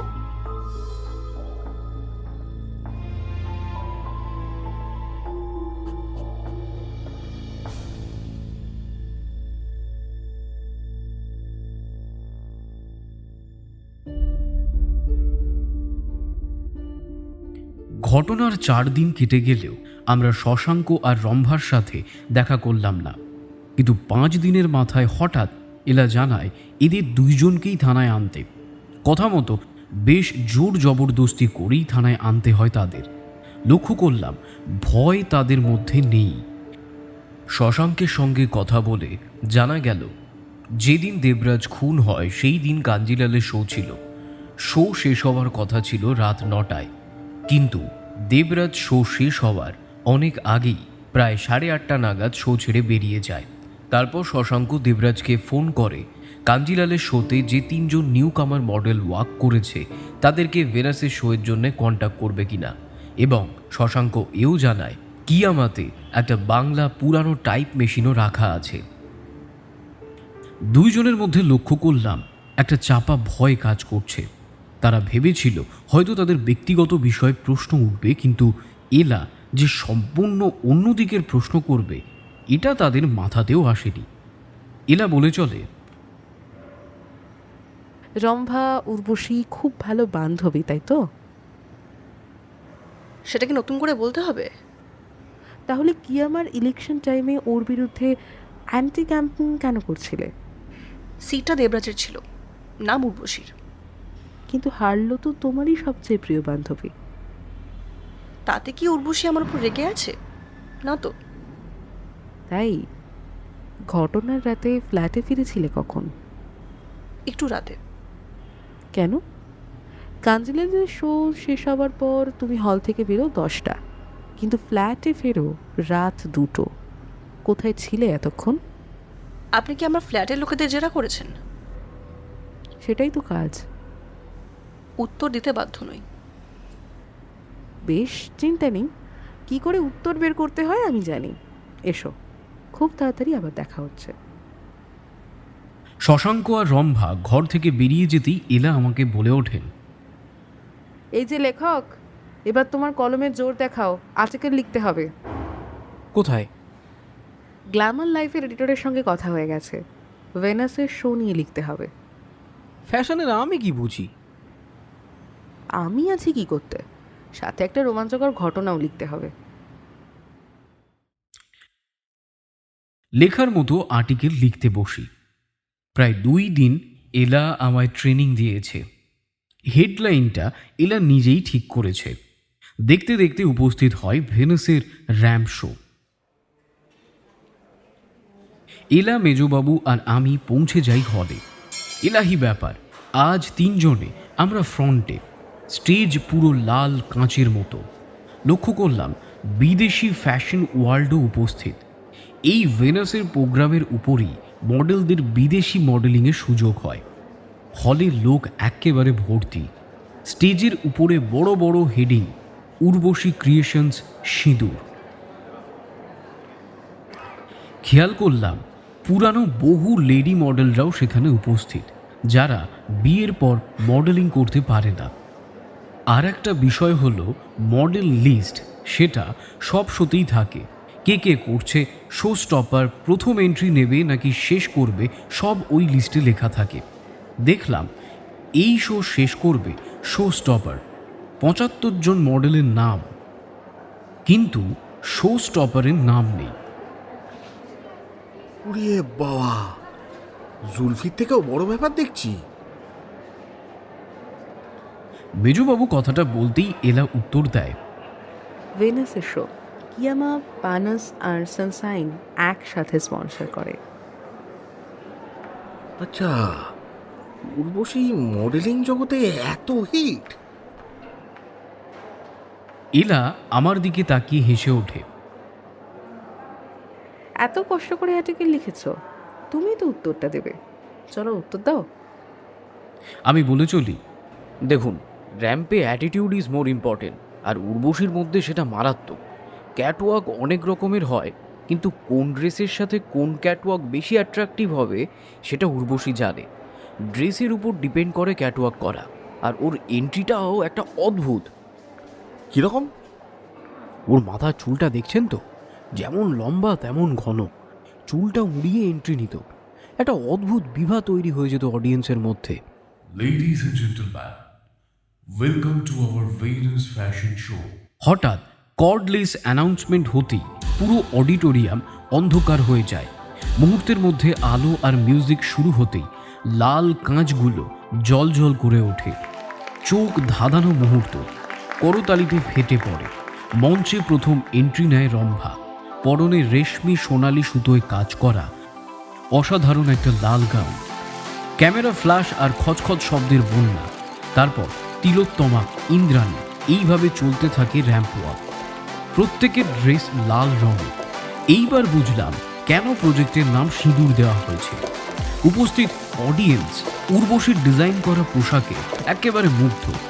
বলাই বাহুল্য 75 জন লেডি মডেল কাঁপিয়ে তুলেছে অডিটোরিয়াম। এরপরে সেই চরম মুহূর্ত, যেখানে শো স্টপার এন্ট্রি নেবার কথা। আলো ধীরে ধীরে কমতে থাকে, কিন্তু মডেলের এন্ট্রি হয় না। তারপর পুরো অডিয়েন্স মহলে একটা লাইট ঘুরে স্টেজে পড়তেই দেখে একটি মডেল চুলটা উড়িয়ে এন্ট্রি নেয়। ও মাই গড! চিৎকার করে উঠে অডিয়েন্স। শো স্টপার স্বয়ং উর্বশী। হাততালির শব্দে ফেটে পড়েছে হল। সকলের চোখ একেবারে বিস্ফারিত। উর্বশীর পরনে নিজের ডিজাইন করা লাল শাড়ি, সিঁথিতে সিঁদুর। এ যেন অদ্ভুত একটা বিভা। প্রথম ম্যারিড মডেলের র্যাম্প ওয়াক। উর্বশী মিডল পয়েন্টে এসে দাঁড়াতে মন থেকে বেরিয়ে আসে একটাই কথা, দ্য কুইন। এর পরপরই পরপর ৭৫ জন মডেল উর্বশীর পেছনের সারিতে দাঁড়াতে মহল হয়ে ওঠে সিঁদুরে লাল। হাততালি থামার নাম পর্যন্ত করছে না। উর্বশীর হাত ধরে যেন ফ্যাশন জগতের একটা কঠিনতম দরজা খুলে গেল। তাই বুঝলাম যখন কর্ডলেস হাতে উর্বশী নিজের কথা বলে।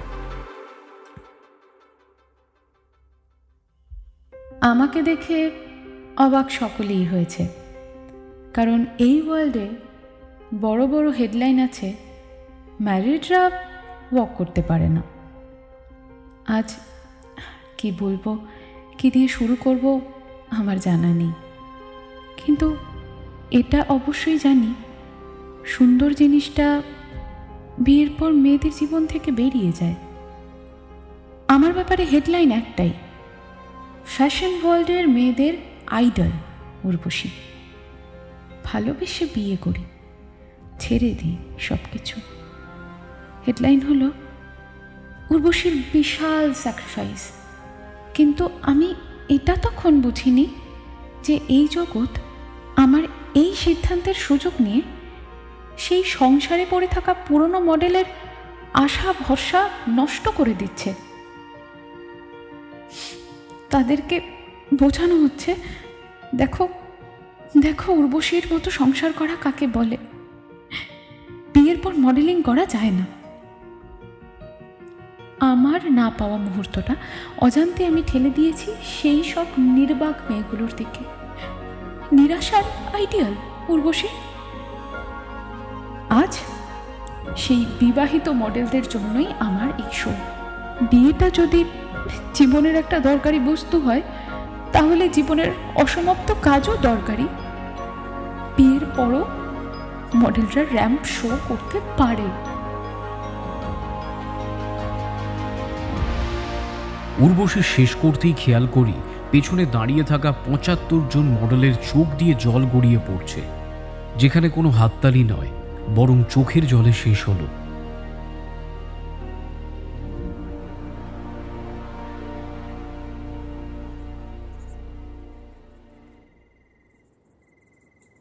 ভেনাসের শোয়ের ২ দিন পরেই আমার লেখা গ্ল্যামার লাইফ ম্যাগাজিনে বেরোয়।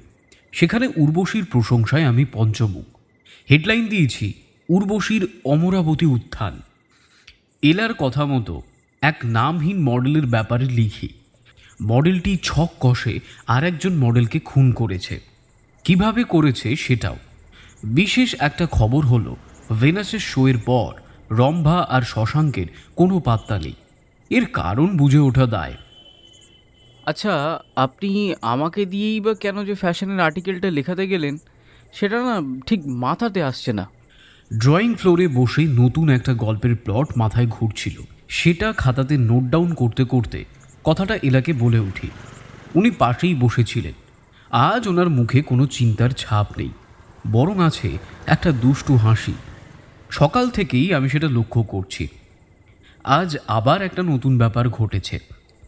পঞ্চুর বাড়ি যাবার কথা রাত ৯টায়, কিন্তু এলা জোর জবরদস্তি ৬:৩০ ওকে বিদায় দিয়েছে। রাতের খাবার নাকি এলা নিজেই করে নেবে।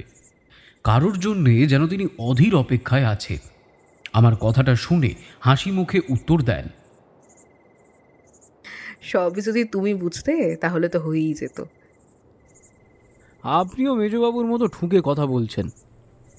বলি, এ তো ফুর্তি কেন? কারণ আছে। এলা কথাটা বলতেই একটা বড় গাড়ির হর্ন, তারপর গাড়ি থামার শব্দ শুনতে পেলাম।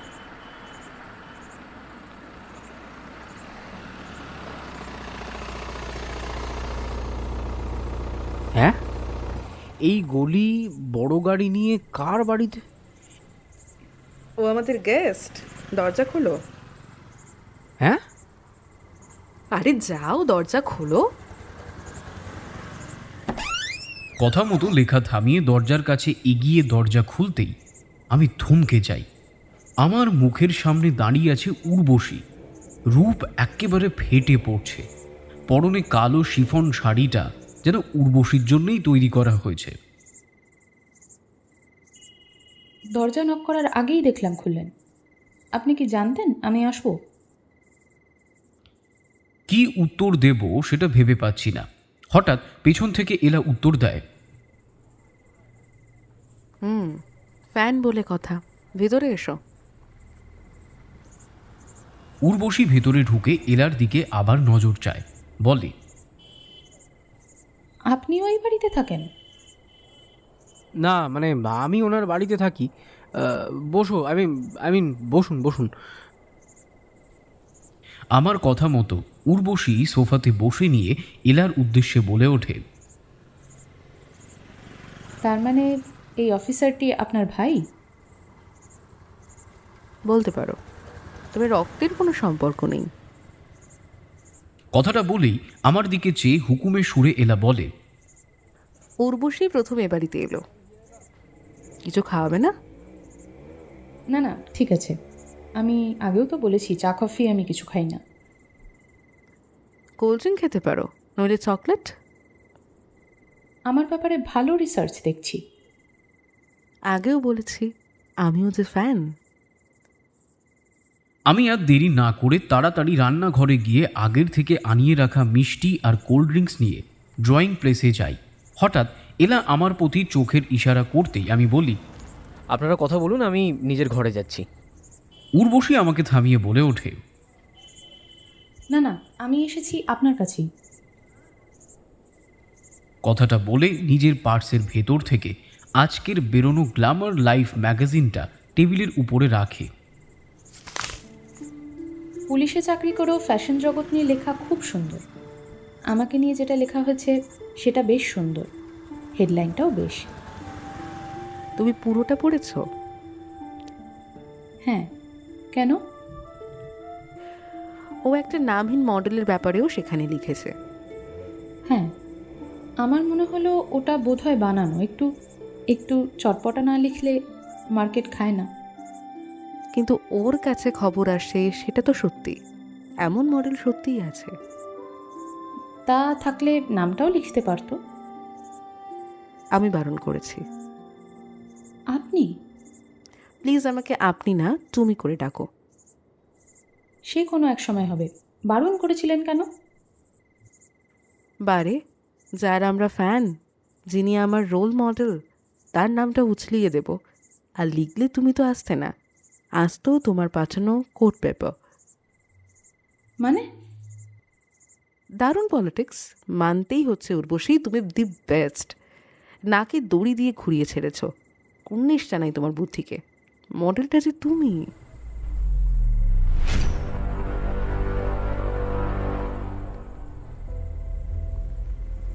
আমার বুকটা কেমন যেন কেঁপে উঠল। উর্বশী এক নজরে চেয়ে আছে এলার দিকে, তারপর গম্ভীর স্বরে জিজ্ঞেস করে, প্রমাণ? ব্যাংক ডিটেলস বলছে দেবরাজ খুন হবার 5 দিন আগে শশাঙ্কর অ্যাকাউন্টে 3 লাখ টাকা ট্রান্সফার হয়েছে। অদ্ভুত বিষয়, তার পরের দিন তোমার অ্যাকাউন্টে সেই 3 লাখ ফিরে যায়। ভেনাসের শোতে শশাঙ্কর হাত নেই। কেন এই লেনদেন? দ্বিতীয়, দেবরাজের 2টো গাড়ি থাকা সত্ত্বেও খুনের রাতে হেঁটে বেরোনো, এটা ভীষণ হাস্যকর। আর বেরোলো এমন দিনে যেদিন আপনার সার্ভেন্ট ভরদ্বাজ দেশের বাড়ি গেল। আপনার ফ্ল্যাটের প্রতিবেশীরা জানিয়েছে উর্বশী ঘটনার পরের দিন পুরো ফ্ল্যাট ওয়াশ করিয়েছে। দেবরাজের গলাটা কোথায় কাটছিলে? ড্রয়িং প্লেস, নাকি শোবার ঘর, নাকি শশাঙ্ক কেটেছে? আপনার কি মনে হয় আমি বোকা? পরিহাস ভাগ্যের ক্লিয়ার? কে বলল? একদমই না, তুমি মারাত্মক ধূর্ত। তোমার ব্রেন বুঝে পা ফেলে, কোনো সময় ফসকায় না। দেবরাজ সেটা বুঝতেই পারেনি, ভুল করেছিল। জানেন, আমি কিন্তু সংসার করতেই চেয়েছিলাম।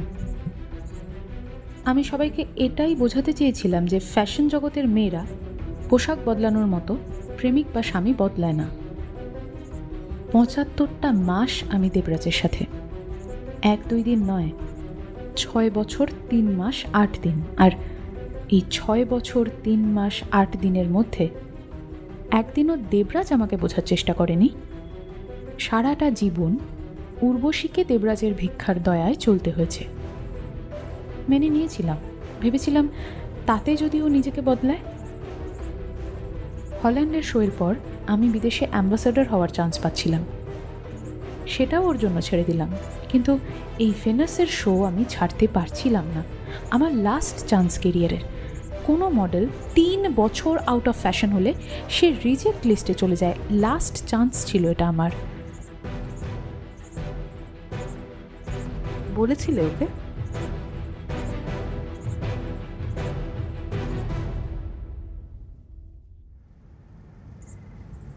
ঘড়িতে রাত ১:৩০ ঘন্টা পড়েছে। ড্রয়িং প্লেসে দেবরাজ আপন মনে বসে মদ্যপানে ব্যস্ত। উর্বশী নিজের শোবার ঘরের দরজা খুলে বাইরে বেরিয়ে এসে দেবরাজকে বাধা দেয়। অনেক হয়েছে, বন্ধ করো। তোমায় আগেও বলেছি, আমার সময় হলে আমি বন্ধ করব। দেবরাজ, প্লিজ ফেনাসের শোয়ে আমাকে রিক্রুটমেন্ট করো। কেন বুঝতে পারছো না? আর তুমি কি ভুলে গেছো তুমি দেবরাজ চৌধুরীর বিয়ে করা বউ? আর ম্যারিডরা র্যাম্প ওয়াক করে না। ওটা অফিসিয়াল রুল নয়, কেউ আজ পর্যন্ত এগোয়নি, তাই থেমে গেছে। ডিসেম্বরে ভেনাসের শো। ডিসেম্বরের মধ্যে যদি এই ওয়ার্ল্ডে ব্যাক না করি, আমার পুরো কেরিয়ার শেষ। বিয়ে করেছো, সংসারে মন দাও। কোনটা সংসার? রাতের পর রাত অন্য মেয়েদের বিছানায় কাটাচ্ছ, এটা আমার সংসার? টিপিক্যাল লোয়ার ক্লাসের মতন কথা বলবো না তো। চরিত্র লোয়ার ক্লাস কি হায়ার ক্লাস সেটা দেখে না। চরিত্র জিনিসটা চরিত্রই। তুমি কি এটা ভয় পাচ্ছ যে আমি সুপার হলে তোমার অসুবিধা হবে? সিট তোমারই থাকবে দেবরাজ, আমাকে কামব্যাক করতে দাও। উর্বশী, এই এক কথা আমার বারবার বলতে ভালো লাগছে না। আমারও ভালো লাগে না। যদি সুপার হই, সবার আগে ম্যারিড মডেলদের জন্যই কিছু করব। উর্বশী কথাটা বলা মাত্রই দেবরাজ রাগে নিজের হাতের কাঁচের গ্লাসটা ফ্লোরে আছাড় মেরে ভেঙে ফেলে। রেগে উর্বশীর খোলা লম্বা চুলের মুঠি চেপে ধরে বলে, দেবরাজ চৌধুরীর কাঠপুতলি উর্বশী চৌধুরী। নেহাত আমার হাতে নেই, তাই বাধ্য হয়েই ইলেকশনে দাঁড় করিয়েছি। মেয়ে মডেলদের কাজ আমাদের মতন হিট হ্যান্ডসাম সেক্সি মডেলদের বিছানা গরম করা, বাড়াবাড়ি করা নয়। মেয়েদের অত বুদ্ধি দেখানোর ব্যাপার নেই। পলিটিক্সের তুমি কিচ্ছু বোঝো না। কথাটা বলে উর্বশীকে ছিটকে ফেলে ঘরের ফ্লোরে। উর্বশীর চোখে একটা অবাক নজর।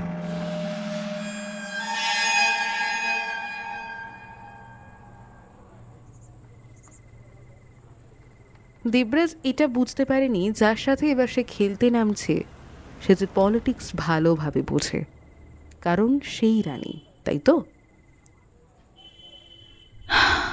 ওই মুহূর্তে আমি বুঝতে পারি দেবরাজ পুরো জন্তুতে পরিণত হয়ে গেছে। একে না সরালে মেয়েগুলোর পুরো দমে আত্মমনোবল ভেঙে পড়বে। সাবিত্রী সত্যবান মহৎ উদাহরণ, যে স্ত্রী চাইলে যমের কাছ থেকে প্রাণ পর্যন্ত ছিনিয়ে আনতে পারে। কিন্তু কেউ এটা একবারও ভাবে না, সেই স্ত্রী যদি এটা করতে পারে তাহলে সেই স্ত্রী যমের কাছে প্রাণটা পাঠানোরও উদাহরণ রাখতে পারে। সেটার ট্যাগলাইন না হয় আমিই নিলাম। আচ্ছা, ইলেকশনের এই 12 ভোটের ব্যাপারটা? সেটাও আমার প্ল্যান। আমি রম্ভাকে বলেছিলাম এই ইলেকশন যেন আমি হারি, আর সেটাই হবে আমার তরফ থেকে দেবরাজকে দেওয়া প্রথম শক। রম্ভা আমার অ্যান্টি ক্যাম্পেনিং করে 12টা ভোট সরিয়ে দেয়। ইন্দ্রাণী আমার সাথে দেখা করে সব কিছু জানায়। ওই মুহূর্তে মুখে কিছু না বললেও এটা ঠিক করে নি যে মারতে যদি হয় তাহলে খুনের চক্রব্যূহ তৈরি করেই মারব। আমি ইন্দ্রাণীকে বলি লীনা গুপ্তর কাছে দেবরাজের নাম নিতে। অন্যদিকে যে দুটো এভিডেন্স লীনা গুপ্তার হাতে ইন্দ্রাণীর মারফত গিয়েছিল সেটায় শশাঙ্ক আমাকে সাহায্য করেছিল। ইলেকশন আমি হেরে যাওয়ার পর দেবরাজের মনোবল যেভাবে ভেঙেছিল সেটা দেখবার মতো ছিল। রম্ভা, হ্যাঁ, ওকে জানাই আর ও পরে শশাঙ্ককে জানায়। ভেবে নিয়েছি শশাঙ্ক, এই ওয়ার্ল্ডে দেবরাজের মতো জানোয়ার 100খানা আছে, তার মধ্যে একটা যদি সরে তাতে লাভ হয়তো খুব একটা হবে না, কিন্তু বাকি 99 জন সতর্ক অবশ্যই হবে। আমাদের কাজটা কি? অতুলের ট্যাক্সিতে তোলা। শশাঙ্ক আর তুই ছদ্মবেশে থাকবি। ট্যাক্সিতে উঠে তুই কোনো কথা বলবি না, যা বলার শশাঙ্ক বলবে। তুই কেবল ছেলে সেজে থাকবি। তার মানে তুমি সব কিছু জানতে? আমি সবার ব্যাপারে সব কিছু জানতাম, কিন্তু আমি যে জানতাম সেটা কেউ জানতো না। আমার কথাতেই রম্ভা পুলিশ স্টেশনে মেজবাবুকে চিঠি পাঠায়। দেবরাজের পিছনে আমি ইলেকশনের আগে লোক ফিট করেছিলাম। মানে দেবরাজের খুনের প্ল্যান 1 বছর ধরে করছি। ঘটনার রাতে দেবরাজ ফ্ল্যাটে ফিরল।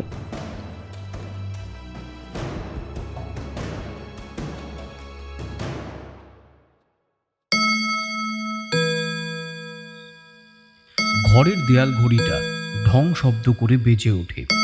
রাত 8:30। ভরদ্বাজ কফি নিয়ে এসে দেবরাজের সামনে রাখতেই দেবরাজ প্রশ্ন করে, তুই আজকে দেশে যাচ্ছিস? ভরদ্বাজ মাথা নেড়ে উত্তর দিলে দেবরাজ কফিতে চুমুক দিয়ে বলে ওঠে, ঠিক আছে, 15 দিনের জন্য, তার বেশি দিন যেন না হয়। 1 ঘন্টা পর নিজের জিনিসপত্র গুছিয়ে ভরদ্বাজ চলে যায়। দেবরাজ মদ্যপানে ব্যস্ত। হঠাৎ দেবরাজ খেয়াল করে নিজের শোবার ঘর থেকে উর্বশী বেরিয়ে আসছে। মুখে অদ্ভুত রকমের একটা হাসি, পরনে কালো রঙের নেটের লং নাইট গাউন। দেবরাজের পাশে এসে দেবরাজ মদের গ্লাসে মদ ঢালতেই দেবরাজ হেসে বলে ওঠে, বাবা, কি ব্যাপার, আজ নিজে থেকেই? সেদিন তোমাকে অনেক খারাপ কথা বলেছিলাম। দেবরাজ উর্বশীর গালে হাত রেখে নিয়ে উত্তর দেয়, সেদিনও আমি তোমার গায়ে প্রথম হাত তুলেছিলাম, সরি। It's okay. তারপর ভেনাসের ভূত মাথা থেকে নেমেছে? নেমেছে। Good girl baby. কথাটা বলে উর্বশী ঠোঁটের কাছে নিজের ঠোঁট নিতেই উর্বশী বাধা দিয়ে শান্ত স্বরে উত্তর দেয়, এখনো তো পুরো রাত বাকি দেবরাজ, পুরো রাত। কি করব?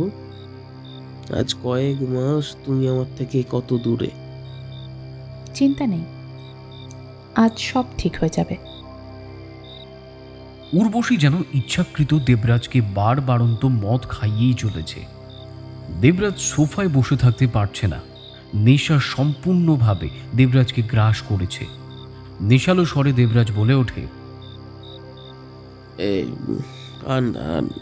আর না উর্বশী, আর না। সে কি, দেবরাজ চৌধুরীর আজ কি হলো? তোমাকে হঠাৎ অনেকটা অন্যরকম লাগছে। মনে হচ্ছে তোমার মাথায় অন্য কিছু চলছে। উর্বশীর ঠোঁটের কোণে হাসি। মদ খাওয়ানো বন্ধ করে দেবরাজের পাশ থেকে উঠে গিয়ে মুখোমুখি থাকা সোফাতে উর্বশী পায়ের উপর পা তুলে বসে। তারপর শান্ত স্বরে আর হাসি মুখে সে বলে চলে, you know mister supermodel Debraj Chowdhury, প্রত্যেকটা স্ত্রী কখনো না কখনো একবার হলেও এটা চিন্তা করেছে সে কি করে তার স্বামীর থেকে পিছু ছাড়াবে। প্রত্যেকটা স্ত্রী। রোজ এক পদের রান্না যেখানে চলে না, সেখানে সারাটা জীবন একটা মানুষকে নিয়ে চলা ইম্পসিবল। কিন্তু তবুও সে রয়ে যায়। কেন জানো? সন্তান, আ চাইল্ড। সন্তানের মুখ চেয়ে স্বামীকে সহ্য করাটা কিছুটা সহজ হয়ে দাঁড়ায়।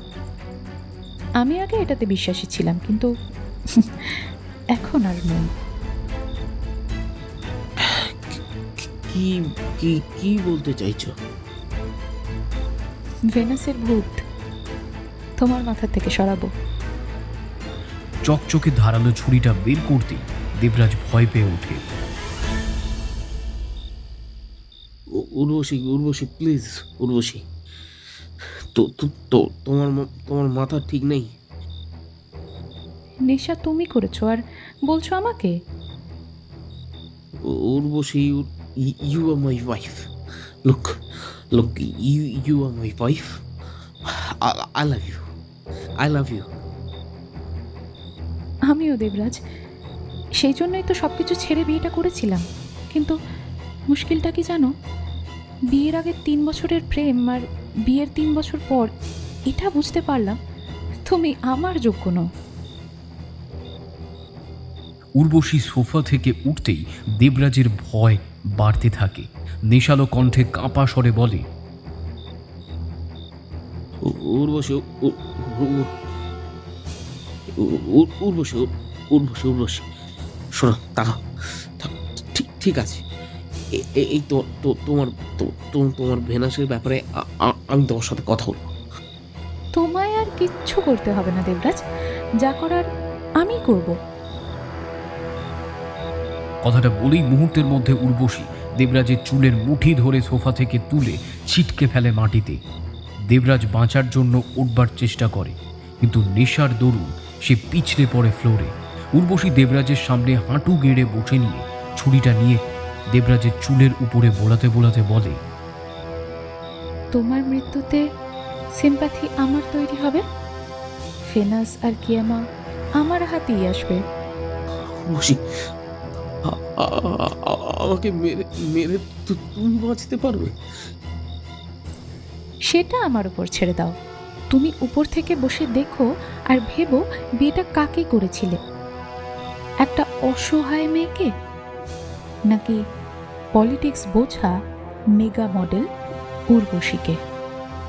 তোমার মরণ কেবলমাত্র আমারই হাতে, কারণ ভালো আমিই বেসেছিলাম, আর মারলে আমিই মারবো, because Urvashi loves you a lot. Okay, so goodbye Debraj Chowdhury. তোমার আর আমার সঙ্গ এই পর্যন্তই ছিল। উর্বশী, প্লিজ,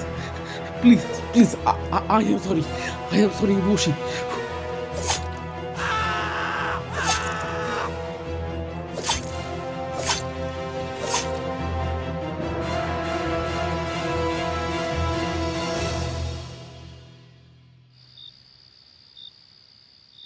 সেই জন্যই প্রথমে নিজে একবার ফ্ল্যাট সাফ করে পরে লোক ডেকে, তাই তো?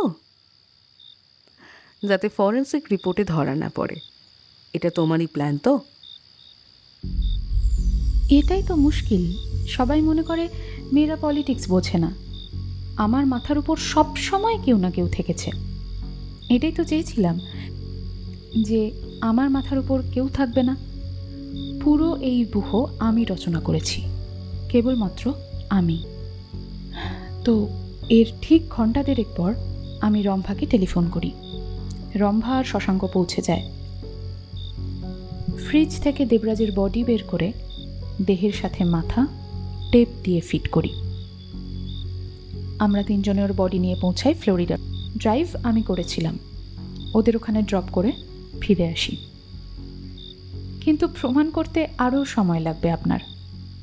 চেষ্টা করে দেখুন যদি আমায় ধরতে পারেন। খুঁজে বের করুন শশাঙ্ক কোথায়, রম্ভা কোথায়। এখনও তো 1 সপ্তাহ হাতে আছে।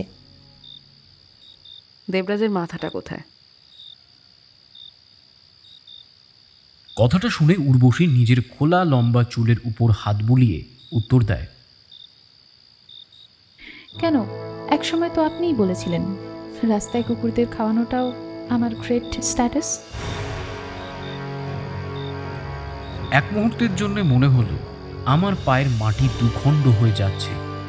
সেদিন রাতে কুকুরটা যেটা খাচ্ছিল সেটা উর্বশীর রান্না করা দেবরাজের কাটা মাথা।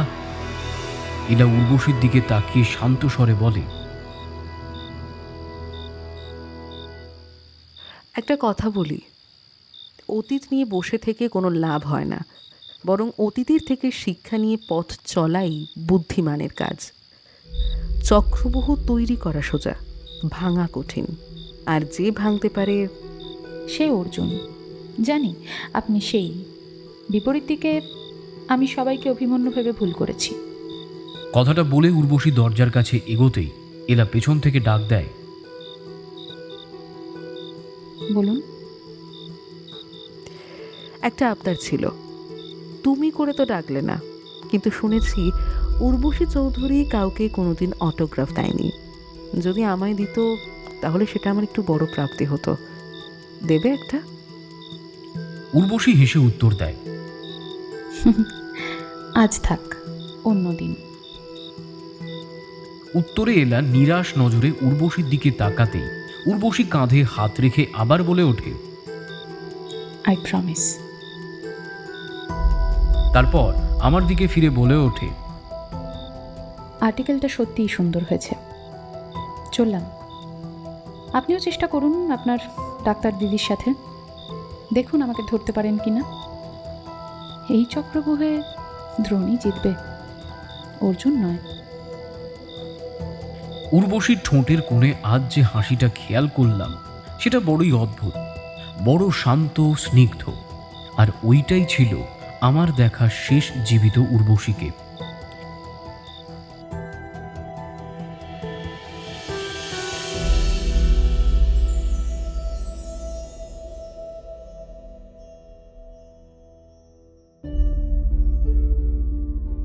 এর ঠিক 2 দিন পর পুরো মিডিয়া তোলপাড়। নিজের অ্যাপার্টমেন্ট থেকে ঝাঁপ দিয়ে আত্মহত্যা করেছে উর্বশী। খবরে বড় বড় হেডলাইন, অমরাবতী এইবার উর্বশী শূন্য। পুরো ফ্যাশন জগৎ ভেঙে পড়ে উর্বশীর মৃত্যুতে। প্রত্যেকের মুখে একটাই কথা, দেবরাজকে সে সত্যিই ভালোবাসে, তার জন্যে সে এই রকম সিদ্ধান্ত নিল, পরপারে গিয়ে মিলন।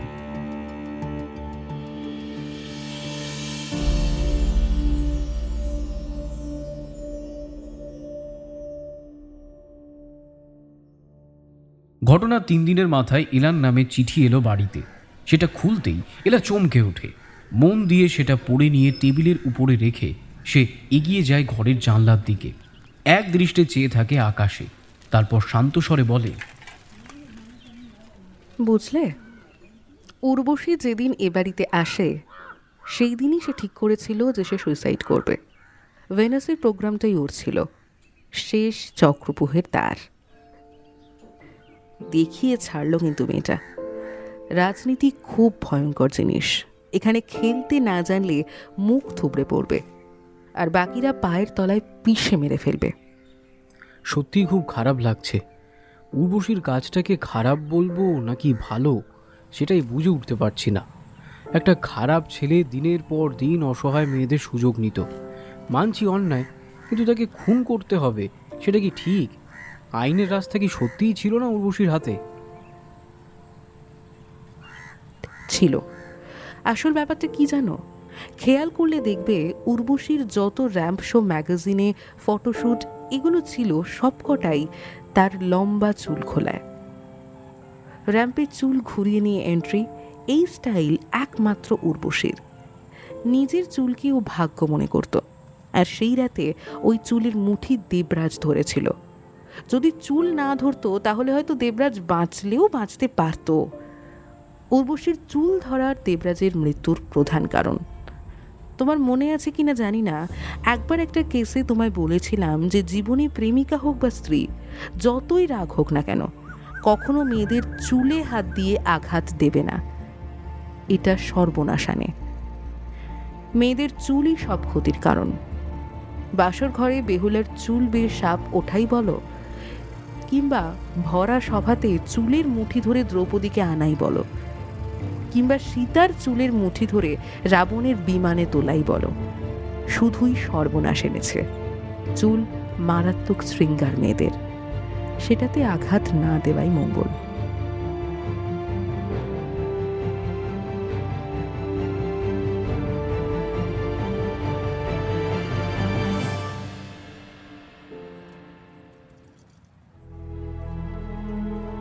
বিশেষ কাউকে অটোগ্রাফ দিতে হলে সাধারণত তার নামটাই আগে লিখতে হয়, কিন্তু তোমার নামটাই আমার জানা হয়নি। অনেক সময় ফ্যানরা এসে বলতো, ম্যাম কিছু লিখে একটা অটোগ্রাফ প্লিজ। কাউকেই কিছু লিখিনি, আসলে লেখার মতো কিছুই ছিল না। তুমি আমাকে লেখার কথা কিছু বলোনি, কিন্তু আমার নিজের থেকেই লিখতে ইচ্ছে করছে আজ।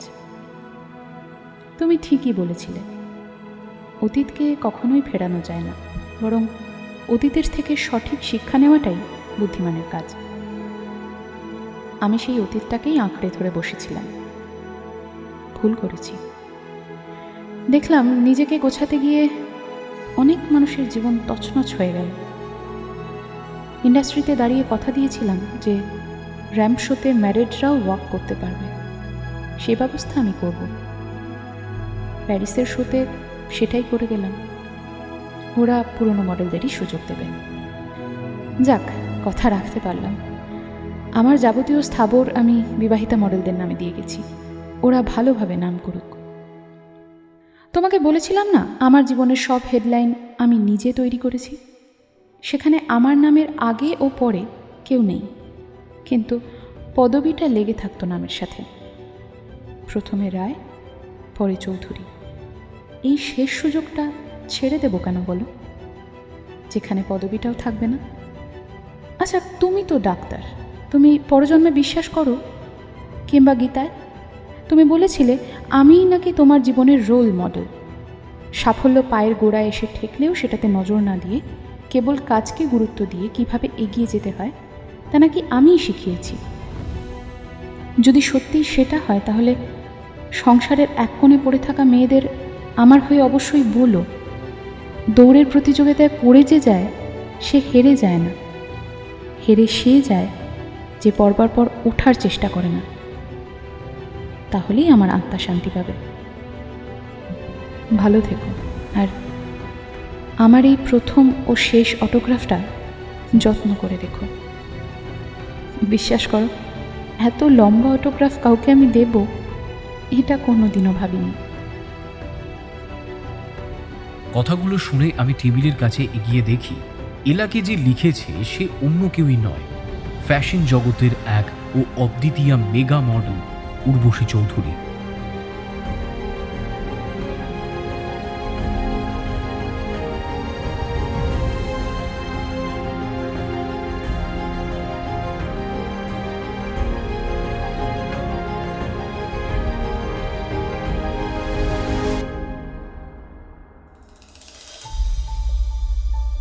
গল্পটি আপনাদের কেমন লাগলো তা অবশ্যই কমেন্ট সেকশনে জানাতে ভুলবেন না। ভালো লাগলে অবশ্যই আমাদের চ্যানেলটিকে সাবস্ক্রাইব করে পাশের বেল নোটিফিকেশনটি অল করে রাখবেন, যাতে সমস্ত গল্পের আপডেটস সবার আগে আপনার কাছে পৌঁছাতে পারে। তাহলে আজ এই পর্যন্তই, দেখা হচ্ছে খুব শীঘ্রই নতুন এক রহস্যের গল্প নিয়ে। শুনতে থাকুন সাসপেন্স থ্রিলার প্ল্যাটফর্ম, আপনার গল্পের প্ল্যাটফর্ম।